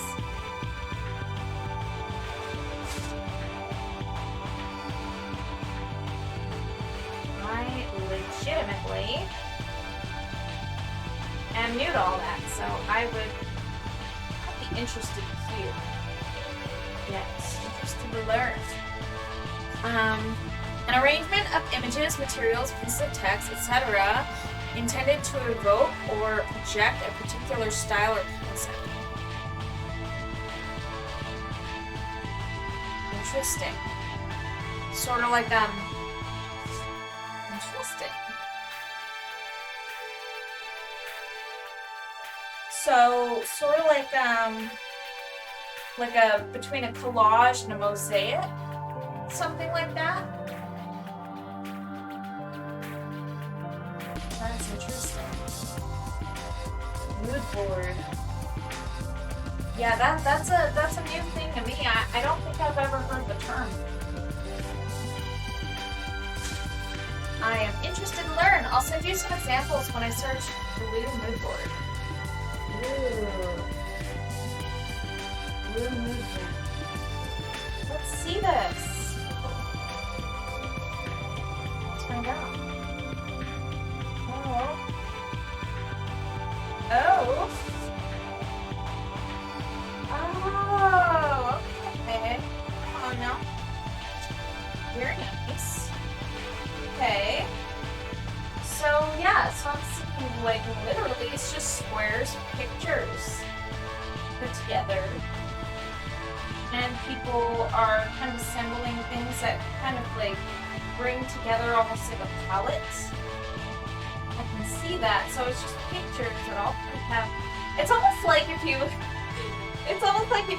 Google Lens search something and then pick a color on it, and then it just spits out a whole bunch of images that are similar in color.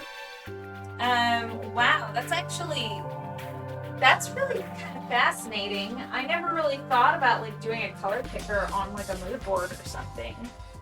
That's really unique. That is very unique. I've only used a color picker on things like images, and one of my old art projects I did like an artwork where you were like, one of the projects was you take some kind of picture or image or something, and what you essentially do is you use the color picker and then just kind of like digital paint your own image using the color picker on that image. Like, not on it, but like from it, you just kind of take the colors. You steal the colors like a color thief in the night and create your own thing. And so one of my things that I did with that was like this. I don't know what I was thinking. I just kind of came up with it, but I named him Lyle. He's Lyle the crocodile. He's this yellow croc with kind of like this, like a western hat, like cowboy, and he is like kind of got this yellow, like yellows, reds, and browns. And I took the colors off of Toto's album, Falling in Between. So it was basically just album cover art that I kind of took from, and then I made Lyle the crocodile. But I never really did anything with that character. I just kind of like, made that one artwork and then never did that again. But you'll see him sometimes like in the slideshow of artworks in my starting soon screen. That's like really old. That's from like 12 years ago when I was in color theory. Oh my gosh, from 12 years ago when I was in color theory, that was one of the projects that I did, and yeah, he was super cute, but I never really did anything with that guy. He's that little wild crocodile guy. Super duper fun though. It was a fun project. Okay, so what do you think?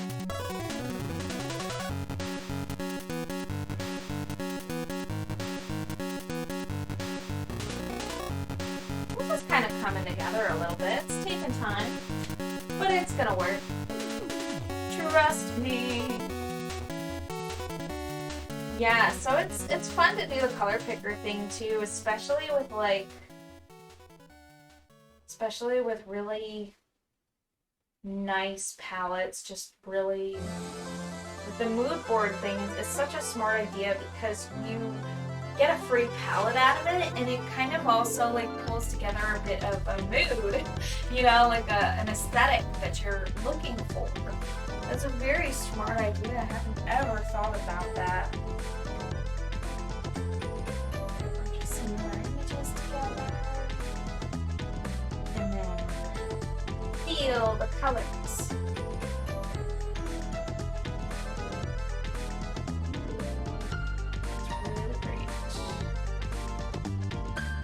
Big brain art moves. That's what I like to call that.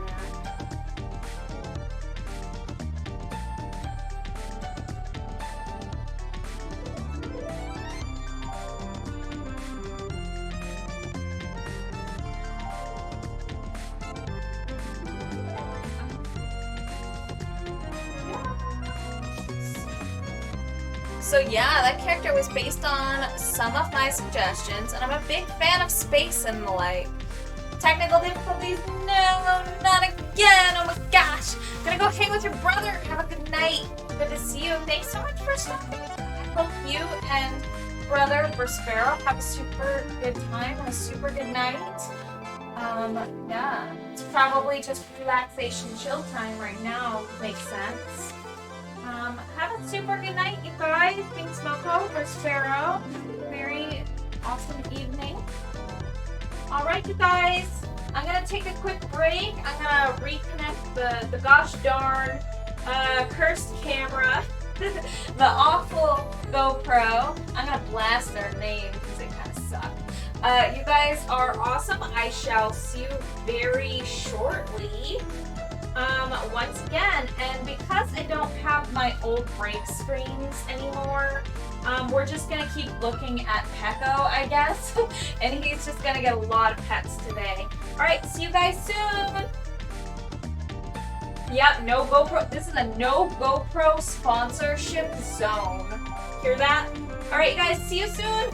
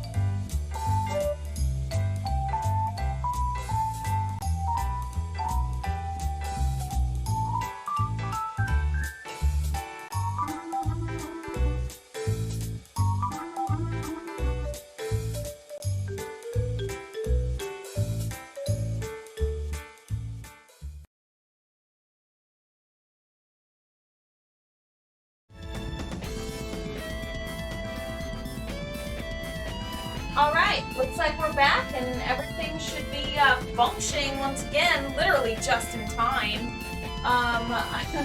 Wow, I like cut it close there. Oh my gosh. All right, right on. I guess we can continue on these things. Okay, these.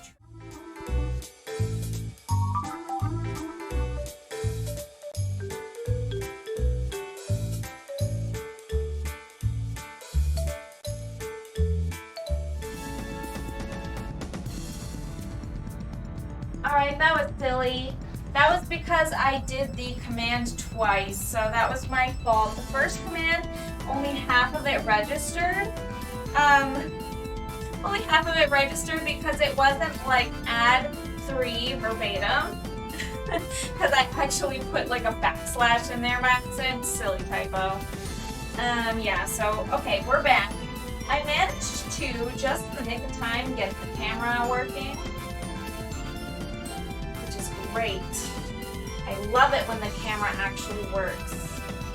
Gosh. It won't serve me much longer. I know it won't.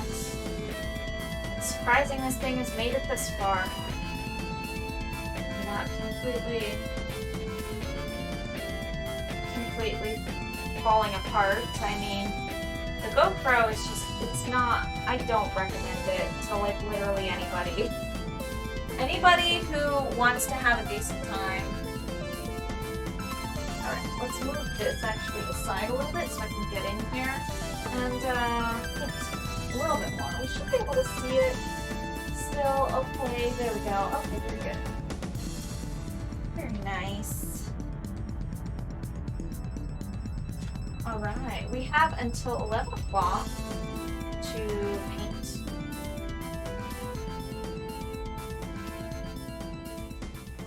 Really get in here. I shouldn't be shy. I should just get in here.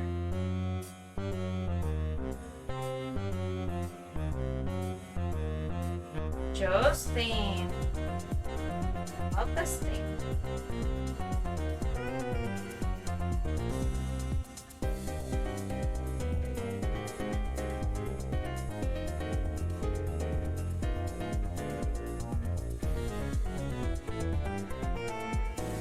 I like this thing. Good one.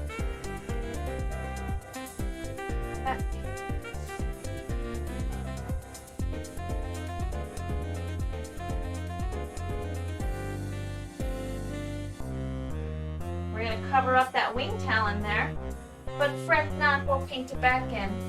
And better than before, because it was kind of not good, so it's all good. I'm not really worried about it. I'm not going to be missing it.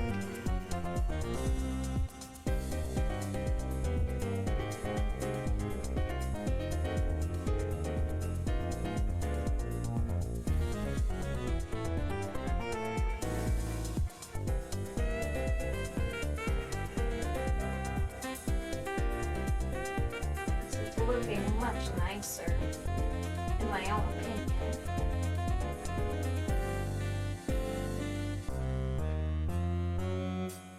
than it did once upon a time.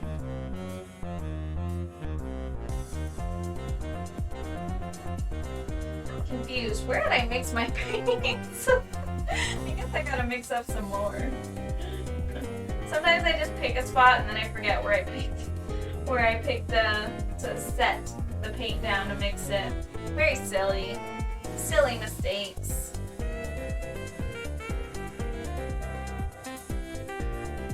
I like to mix with my brush. See, I have palette knives, but who needs them? I don't really use them.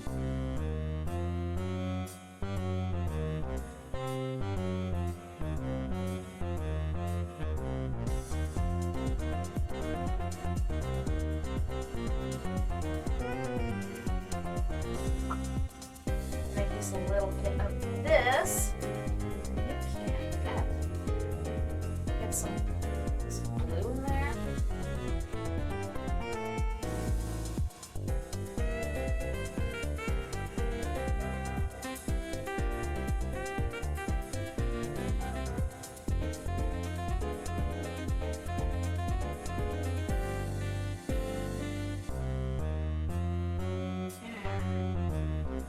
of cyan.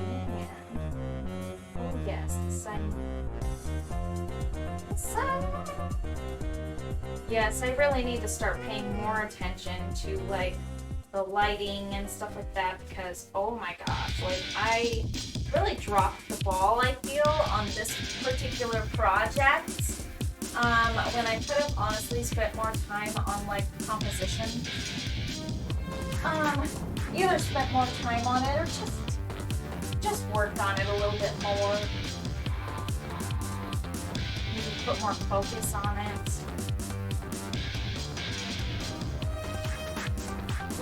Wouldn't have necessarily taken me any more time than this painting's already taken me.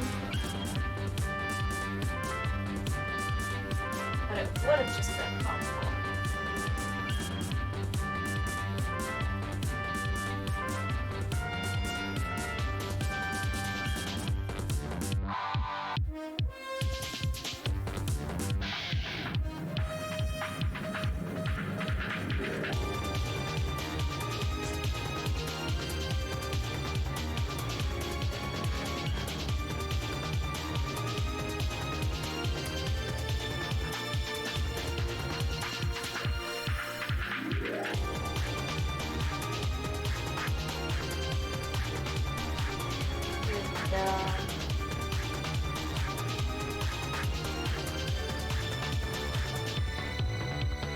Right, so sorry for being so quiet, guys. I'm super focused.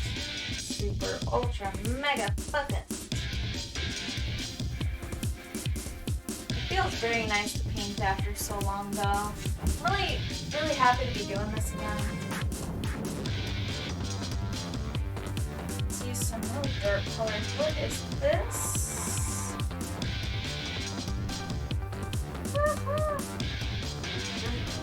Nice. Goings on in the Discord. Ooh. I'll be hopping on after the stream, you guys. Give me about 30 minutes. Just about 36 or so.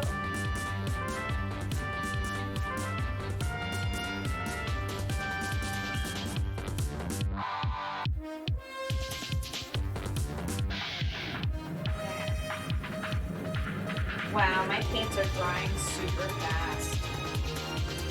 So I've been finding all sorts of scorpions lately. Lots and lots of scorpions. Which is super, like, alarming, of course. Naturally.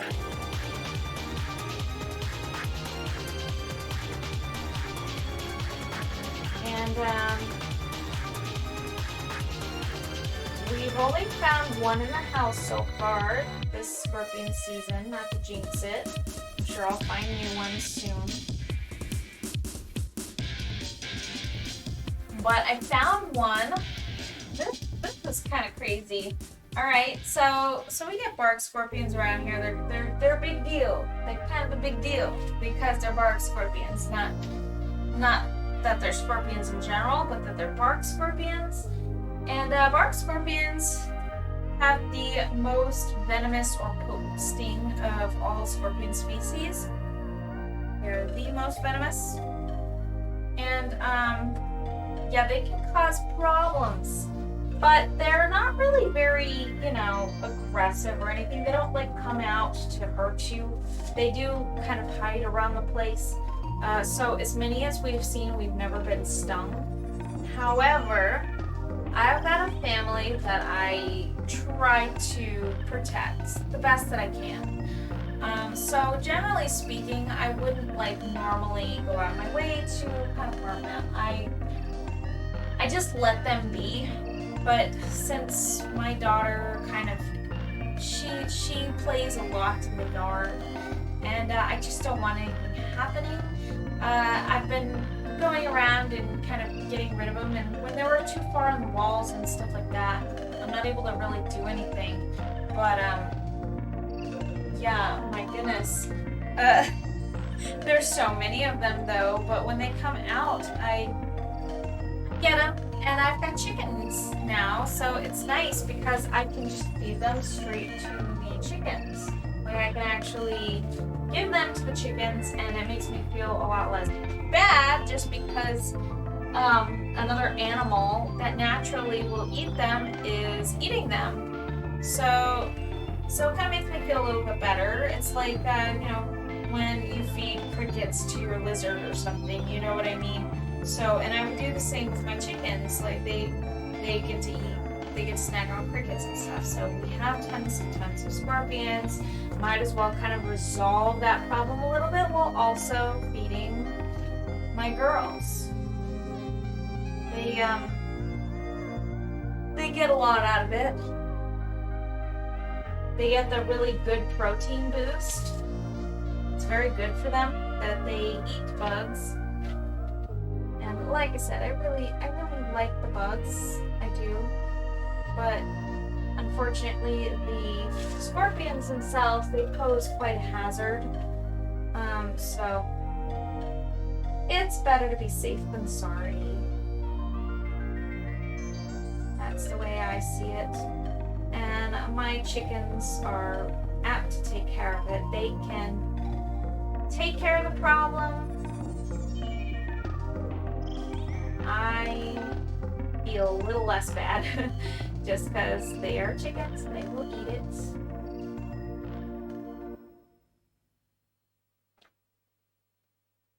Just nature doing its thing. But I did find a scorpion. So this one is kind of like wet tech. Found a scorpion on the counter while I was prepping food a few days ago, a week ago, I guess. I was chopping up some veggies, and then I saw one scurry across the counter where I was chopping veggies, like a little bit past where I was chopping veggies, and it scurried behind my little wax warmer that I have on the counter. And so I turned off the lights and I got the black light out and I got it. But oh my gosh, terrifying. You have to imagine just like you're making dinner, you're chopping veggies, and then you see a scorpion bright as day, just easy to see, scurry right across, because it's right there, like up on the counter. Just, oh my gosh, the terror. But really, the terror, like, honestly.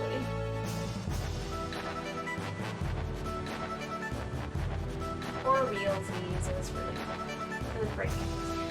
Yeah, so that was a chicken snap. Unexpected chicken snap.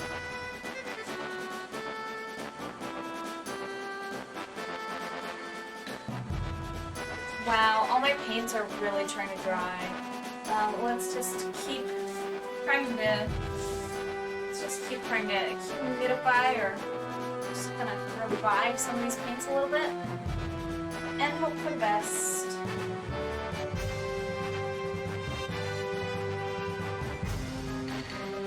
So, nice.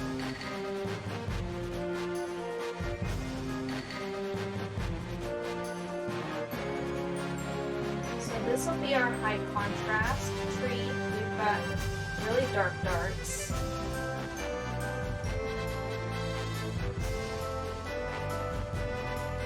Really dark darks. And then we're going to have some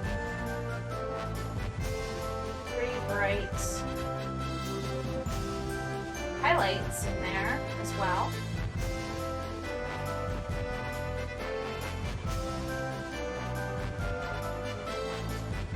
Nice. Alright, let's get some white paint. Oh wow, everything's just super dry. You can see me just poke the brush into the pocket of paint. How long did it take you? Oh, way too cool. Hello. How long did it take you to paint this? That's a really good question. I think I'm on session 19. and sessions have been anywhere between 2 and 3 hours each. So, so I would say, well, I gotta do the math. Hello, hello, how are you doing? I hope you're doing well. It's been a time, huh? I haven't really streamed in a long time. I hope you're well. Hope you're doing great these days. Yes. It's been quite a bit. I've not really streamed all that much, but you know what? I'm revamping these trees. It looks so good. Thank you. Dude, that means so much to me. Yes, I honestly have been really working on these trees and just trying to get them fixed up so that they kind of blend in with the background a little bit better. And then with the value of this being darkened, I'm definitely going to have to kind of fix up the dragon himself as well. But I'll be so glad when I do, because trust me, it's going to be so worth it when I do. But this painting, I have to go over it so many different times. I just need to get in the right mindset, get in the flow state, and kind of have a better understanding of the values that I'm working with, because they're all wonky. I messed up the light sources, I messed up all the stuff, and I have to go back. I meditated on it, and it's helping me understand what I want to do with it. And so we're making all sorts of progress. So the song right now, sorry, I don't have a command for song, but the song that's playing right now is Midna's Distress on Zelda Twilight Princess. That's what it is. Yeah, it's totally okay. Okay, good. Sorry. I don't really know that there's a way to read it without like having a specific or a different way to play music, but as it stands, I just use Windows Media Player for my music on my computer. So yeah, so I'm not like using iTunes, or I'm not using Spotify. Spotify is super popular, everyone uses it, but I can't get into it. I guess it's all the commercials and stuff, and just not really. And then you can buy Spotify Premium, sure, but I don't know. I'm not all about it. I'm not interested in Spotify. I tried. I downloaded the app a couple times and I gave it a whirl, and I just couldn't get myself to do it. Alright, so now I'm just trying to paint in the snow on the trees a little bit more.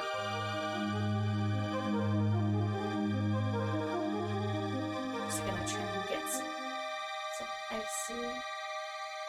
And we've got the aquatic ambience. This track is aquatic ambience on Donkey Kong Country, which is a really nice ambient song, just kind of relaxing.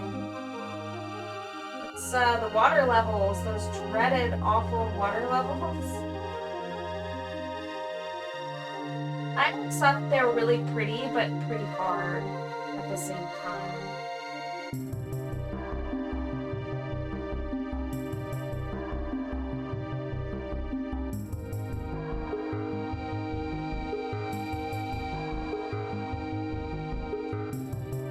Yes, here we go.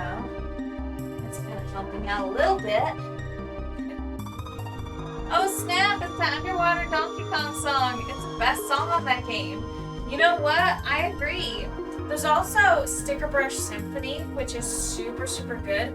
But get this.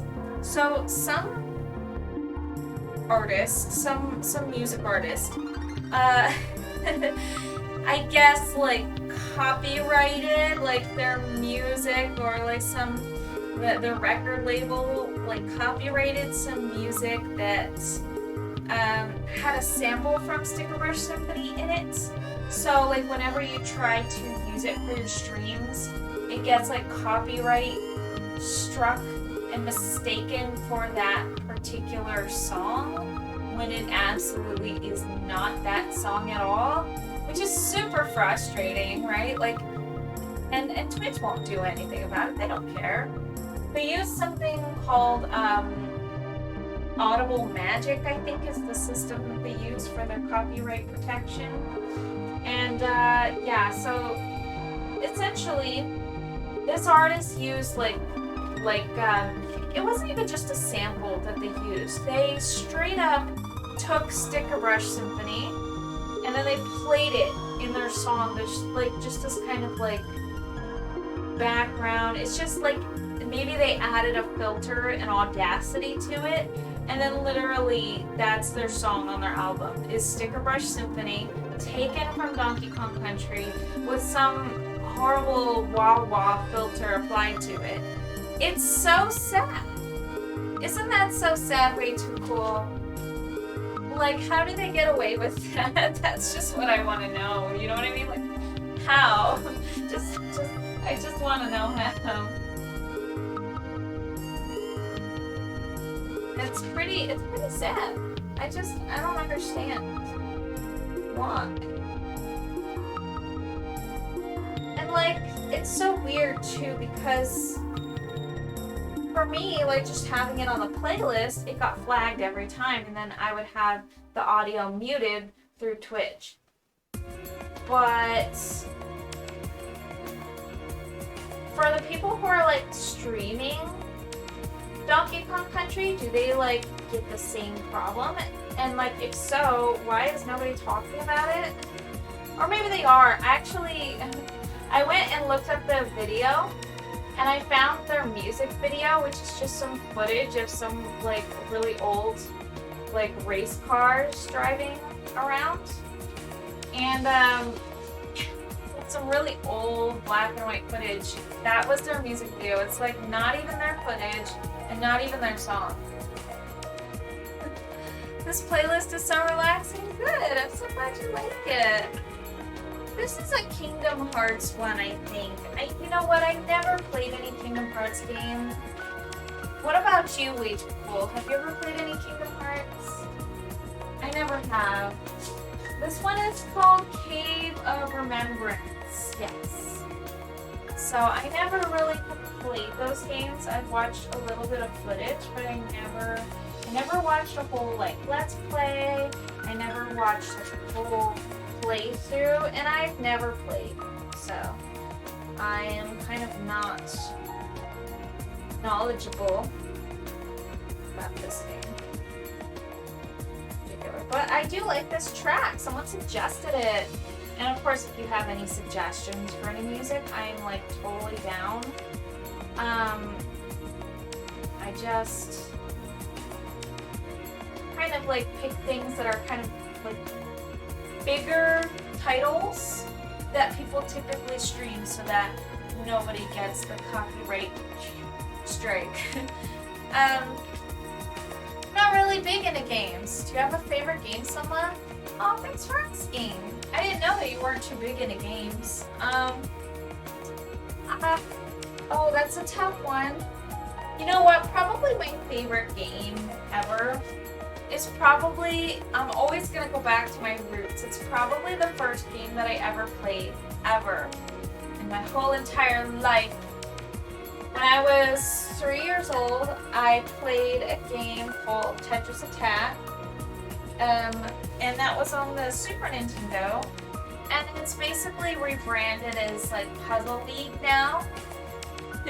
The suspense! Yeah. Sorry to make you wait.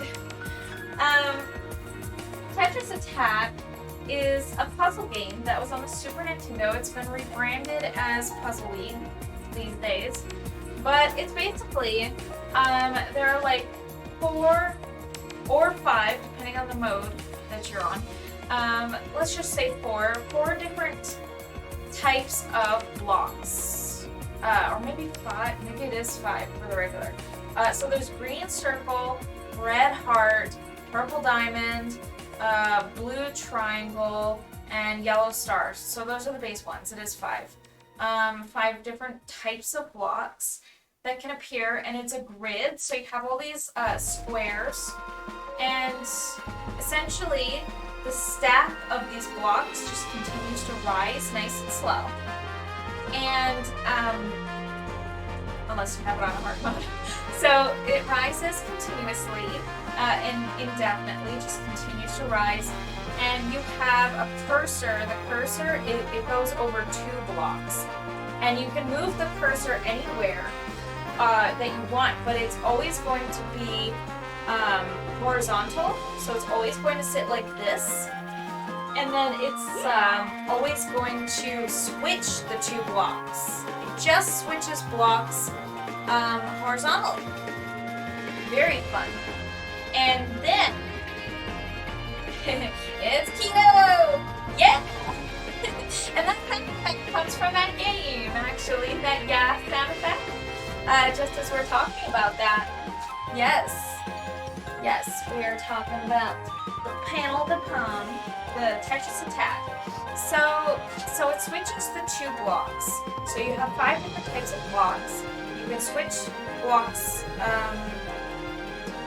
horizontally, and you can move the cursor anywhere. And you want to make sure that you match 3 or more in a row, or you can do combinations where it's a whole bunch of them that you just kind of snap one in place and it makes a whole combo. So that's really, really fun. It's such an addictive game. And then when you match them up, they clear, so they disappear. And then if blocks from on top of them fall onto other ones underneath, and then those clear from the falling blocks, that's called a chain.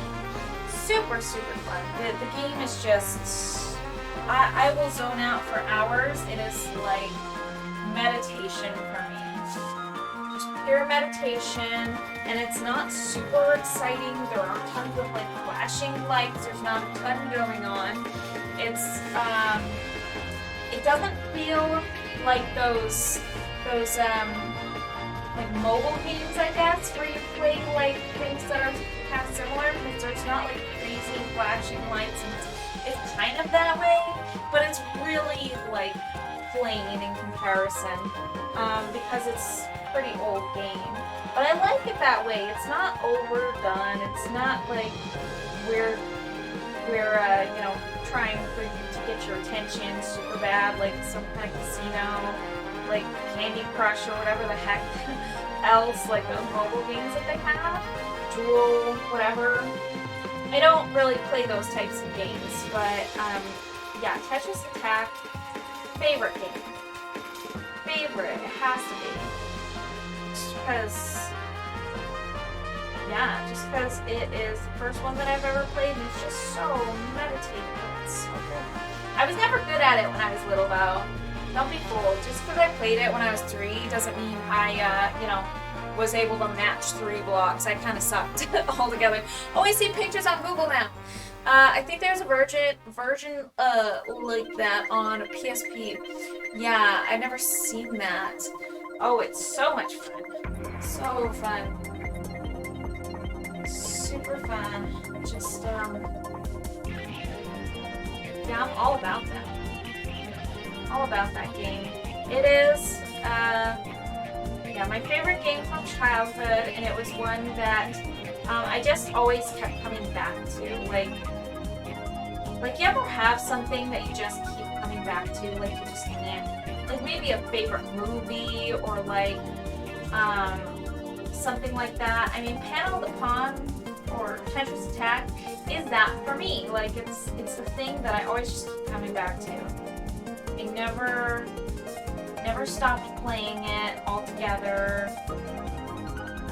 I've always, throughout the years of my life, will always just come back and play it more, play it again. And I was so excited that they kind of re-released it, in a sense, and made it like more available to play by putting it on like the Switch Super Nintendo titles, which made me super happy because I always wanted to play it on the Switch. It's just nice and easy to hold a console. Yeah, so I'm super excited about that. There used to be a website called Tetris Friends that let you play Tetris against your friends, and when you crushed a Tetris, it would send it to your friends. That is super awesome, and I think I know exactly what you're talking about. It was like a flash thing, I think. And I'm pretty sure my brother showed me that way back in the day. That was, he showed me that when I was in high school, I believe. So, I think that's kind of, I think that was probably 15 years ago, give or take a couple of years. I think I know exactly what you're talking about. Yeah. That was super fun. Have I missed much? Hello! You haven't missed a ton, but I have, hello Harv, by the way. I haven't streamed in ages, so no, you really haven't missed much at all. I'm actually redoing these trees over here. Just kind of frustrated at the fact that the trees just didn't look right. And now I'm kind of revamping and redoing the composition to try to get it look a little bit more believable. This tree has been darkened up quite a bit. I have a lot to do still, but oh my gosh, I'm so happy that I'm making some kind of progress. We're doing something over here, so that's good. Hello, welcome, and thanks so much for being here. I will be on for probably another 12 or so minutes, so not a whole lot longer. We've got until 11 Mountain Standard Time that I'm going to be getting off pretty shortly here. Hey, if you guys have any suggestions on who to raid, please feel free to drop those suggestions below. I might actually know who is on, like there might be somebody who is on and ready, but yeah, just feel free to let me know because I won't be on very much longer. Yeah, that is pretty much it. I suppose I'm like honestly trying to pay more attention to like the atmospheric light and trying to get these tones to look a little bit more believable.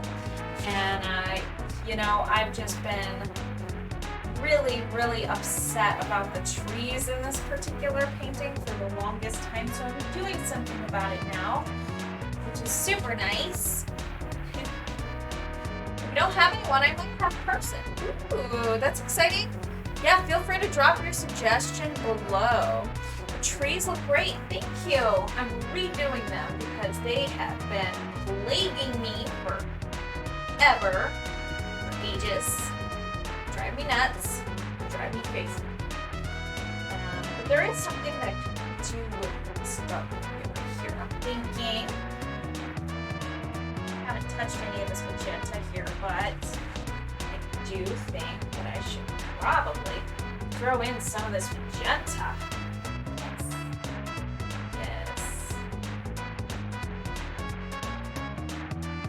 Yes, good idea, Selma. That's so silly. Oh my gosh, though, I think that it's gonna help. Yes, we need this. We need this magenta. Look at that.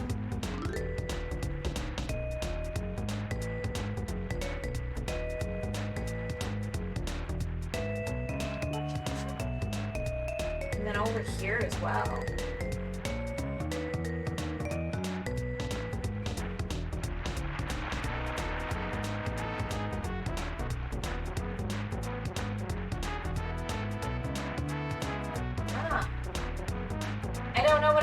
But I'm enjoying it, whatever I'm doing. How have you and your family been? Oh, thank you for asking. We've been really well. We've been keeping very busy with all sorts of different projects and things like that.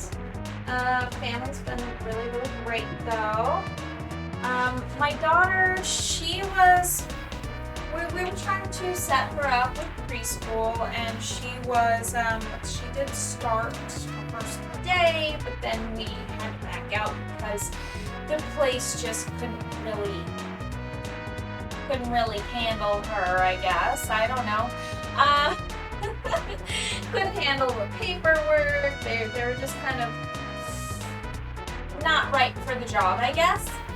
Sunrise Preschools just didn't make the cut. So instead, we're looking at other options. And yeah, long story short, she's not in preschool yet.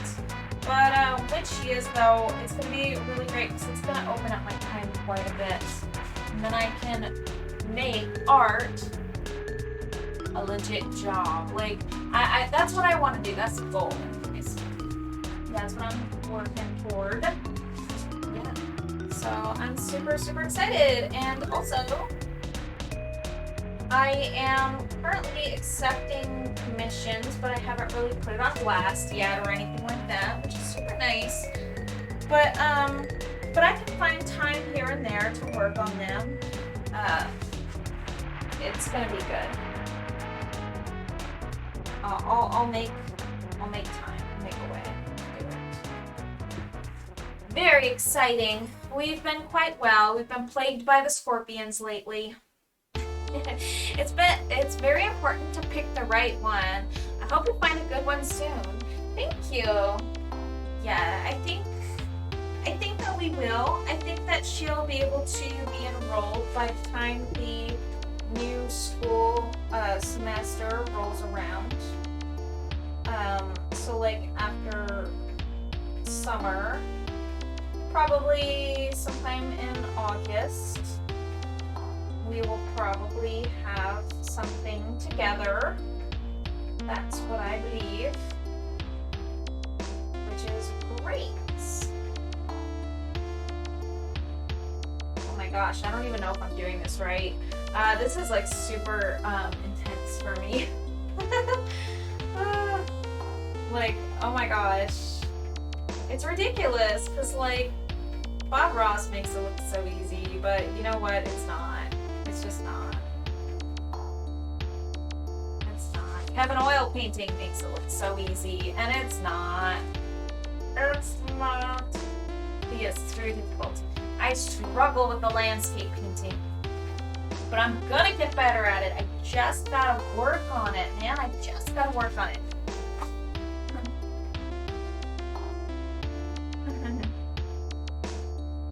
Zemla, you could use art in a calendar. Oh, yeah, that would be fun, totally, yeah. Work, you know? Yeah. Yeah, it would be fun to do like a calendar where I had all of the artworks for the different months. It looks fantastic, thank you. Thank you so much. I'm still really trying to get this thing to look, but ever since adding like the trees in the background over here, you can kind of see like up real close, you can kind of see like where it was bare before. You can see like little trees in there, nice atmospheric, so you can see how they get really light. They're just a really light blue back there. Working really hard to try to make this thing look a little more believable. And gosh golly, it's difficult, but I'm still working at it, and I'm just gonna get better at it. It's hard, but I'm gonna get better. I just gotta keep practicing, keep working on it, because I can see it in my head so much more clear now ever since I meditated on this. I think I know what I'm doing, but I need to work on it harder. And then I'm gonna cut after this. I'm gonna cut straight to the summer painting. We have a cactus dragon in the desert to do. We have a cactus hydra to make. Gosh golly jeepers!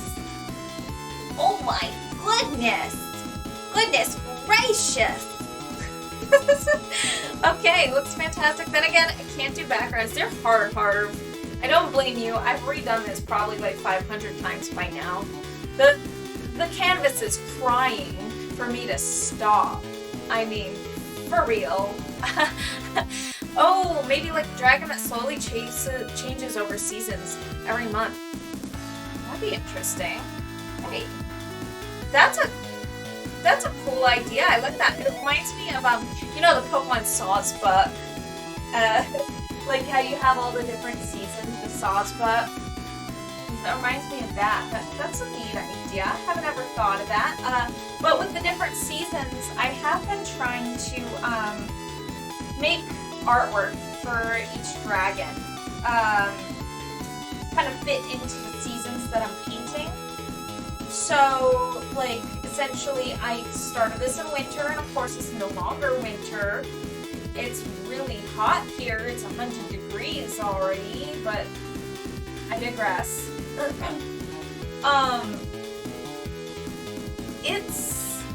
It's supposed to be kind of like with the seasons. I just kind of make a new painting that kind of goes with the seasons a little bit.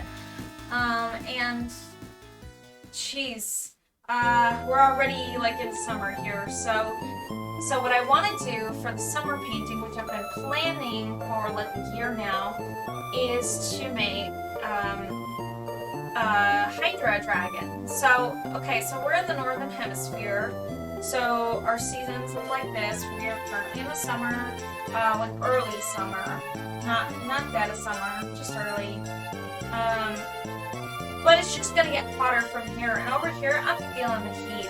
120 degrees is right around the corner, and I'm talking Fahrenheit.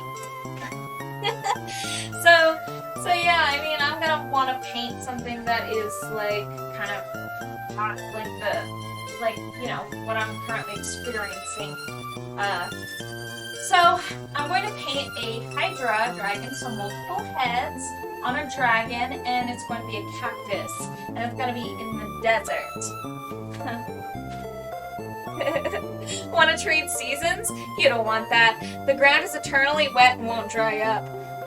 Well, we have the opposite problem. Everything dries, and we're in a drought, and we're never going to have any rain ever again. Oh wow, 120, how does anything still work in that heat? That sounds cool.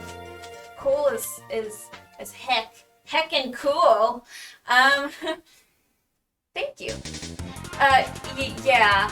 So basically we just have to like work our, the electric bill is like off the grid because you have to run the AC pretty heavy, and the AC used to break down like annually every summer. And it's not uncommon that your AC breaks down over the summer over here because it's so ridiculously hot that it puts so much strain on the air conditioning. We try to keep it like it's kind of low right now. I think that my husband probably set it down to 75 for me because I'm in the hottest room in the house. But like we try to keep it like, you know, like around 79 or 80, and that's working the thing kind of hard. So like really hard, and you have to make sure all the seals and stuff in your house, like you don't have any windows that are like slightly open or anything like that. You really gotta make sure the insulation is solid. And that's how it works. You gotta make sure you have good AC. Things get like sun damaged and sun bleached out here very easily. We don't really get a lot of clouds, so like today was just clear, there's no clouds in the sky. So you get to see like hawks and vultures like flying around and stuff really high. The nights are clear, so you can see the sky, you can see all the stars and stuff. It's very nice. Yeah, hello gamer. You're crazy, Harb, yeah. We keep AC at 72. 72 is probably my favorite. It rained just before fall here. For no joke, 3 weeks straight. Oh my god, it flooded in places too, so now it's almost winter and the ground is still mud. Ugh. Oh god, where is that? Yeah. New South Wales, Australia. Yes. Yeah. It's a whole different planet where he's at. He's Southern Hemisphere. Everything's just wonky. It's like another planet compared to here, you know? Like, and here is a whole other planet compared to where he's at. It's crazy. It's crazy. Thunderstorms for 3 weeks straight. That would be amazing. Yeah, until, like, your house turns to mush or something. Man, if that happened out here, our infrastructure out here is not built for it. My husband knows a lot more about that than I do. But he knows a lot more about that than I do. But our houses out here would probably, like, just turn to mush. I'm in the PBE zone. PBE zone. Ooh. Thunderstorms, yeah. That much thunderstorm, that is pretty crazy. That's pretty ridiculous. It'd be cool if it was dark that whole time too. Whoa. I'm sure, like, the mushrooms would just take over your house though. Like, would you have anywhere to live? Because the mushrooms would just move in and take over the furniture, and they'd just be like, this is our house now, we're claiming it. That'd be horrifying. I'd love to live in Norway or Sweden. The very time where it's dark all the time. Ooh, yeah. I could carve out a giant mushroom and live in that then. Oh, that would be fun. Oh, at the very top where it's dark all the time. Apparently, I have a lot of ancestry in Sweden, and I only learned that kind of recently. I guess both my mother and father have Swedish ancestry, but I also have Celtic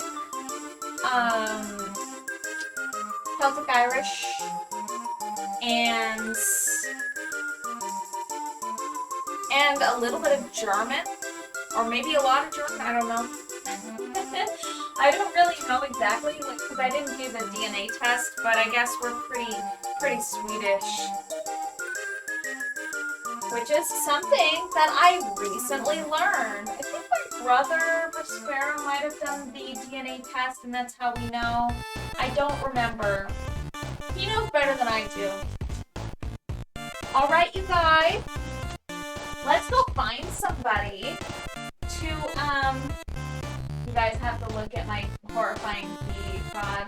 Alright, let's go ahead and, have I ever played Chrono Cross? Played it, but I watched Let's Plays, and I watched somebody play it. I think I watched my brother play it. Yeah, yes, that is what it is. Alright, you guys, let's find who we're going to raid. Who are we gonna raid? Oh, look, coffee. Oh, guys, by the way, you guys, my name is Ariel, and a friend of mine made this for me, which was super nice of him.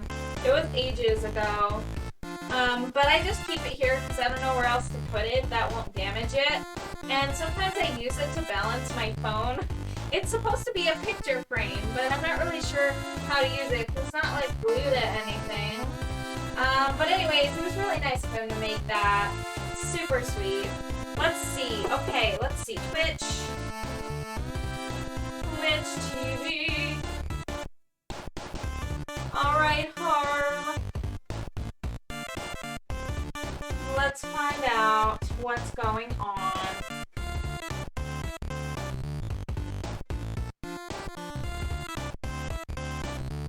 Okay. Who's on?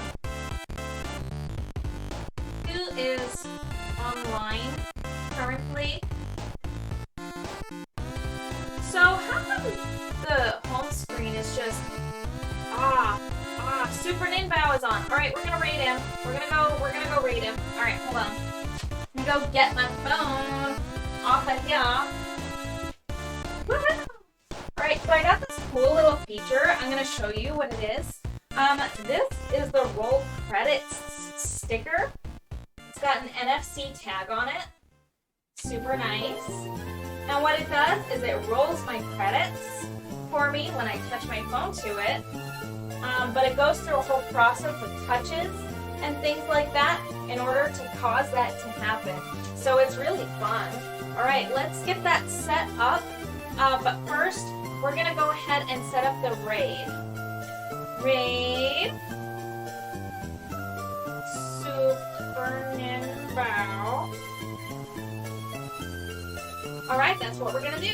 Oh, that's cool. Yeah, you'll see. I'll get it all set up. And then you'll be able to see that, and then I'll switch over on the scenes. Okay. So here we go. I'm gonna go ahead and set up the raid. By the way, give Mix It Up Bot a look. Ooh, Mix It Up Bot. I'll look into that as soon as I possibly can so that I don't forget. Thank you so much for that suggestion. I love suggestions. Awesome. Thank you, Harp. All right, you guys, I'll see you over on the other side. Thank you so much for tuning in and for being here. You're awesome and super sweet and super supportive. And it's been forever since I've streamed, and I just wanted to get that off my chest because I really appreciate you guys. You're awesome. Thank you for being here. I'll catch you on the flip side. Now check this out. All right, so I touched it to the thing. Now it's opening Streamlabs. Okay. Now it's going to go ahead and move over to roll credits.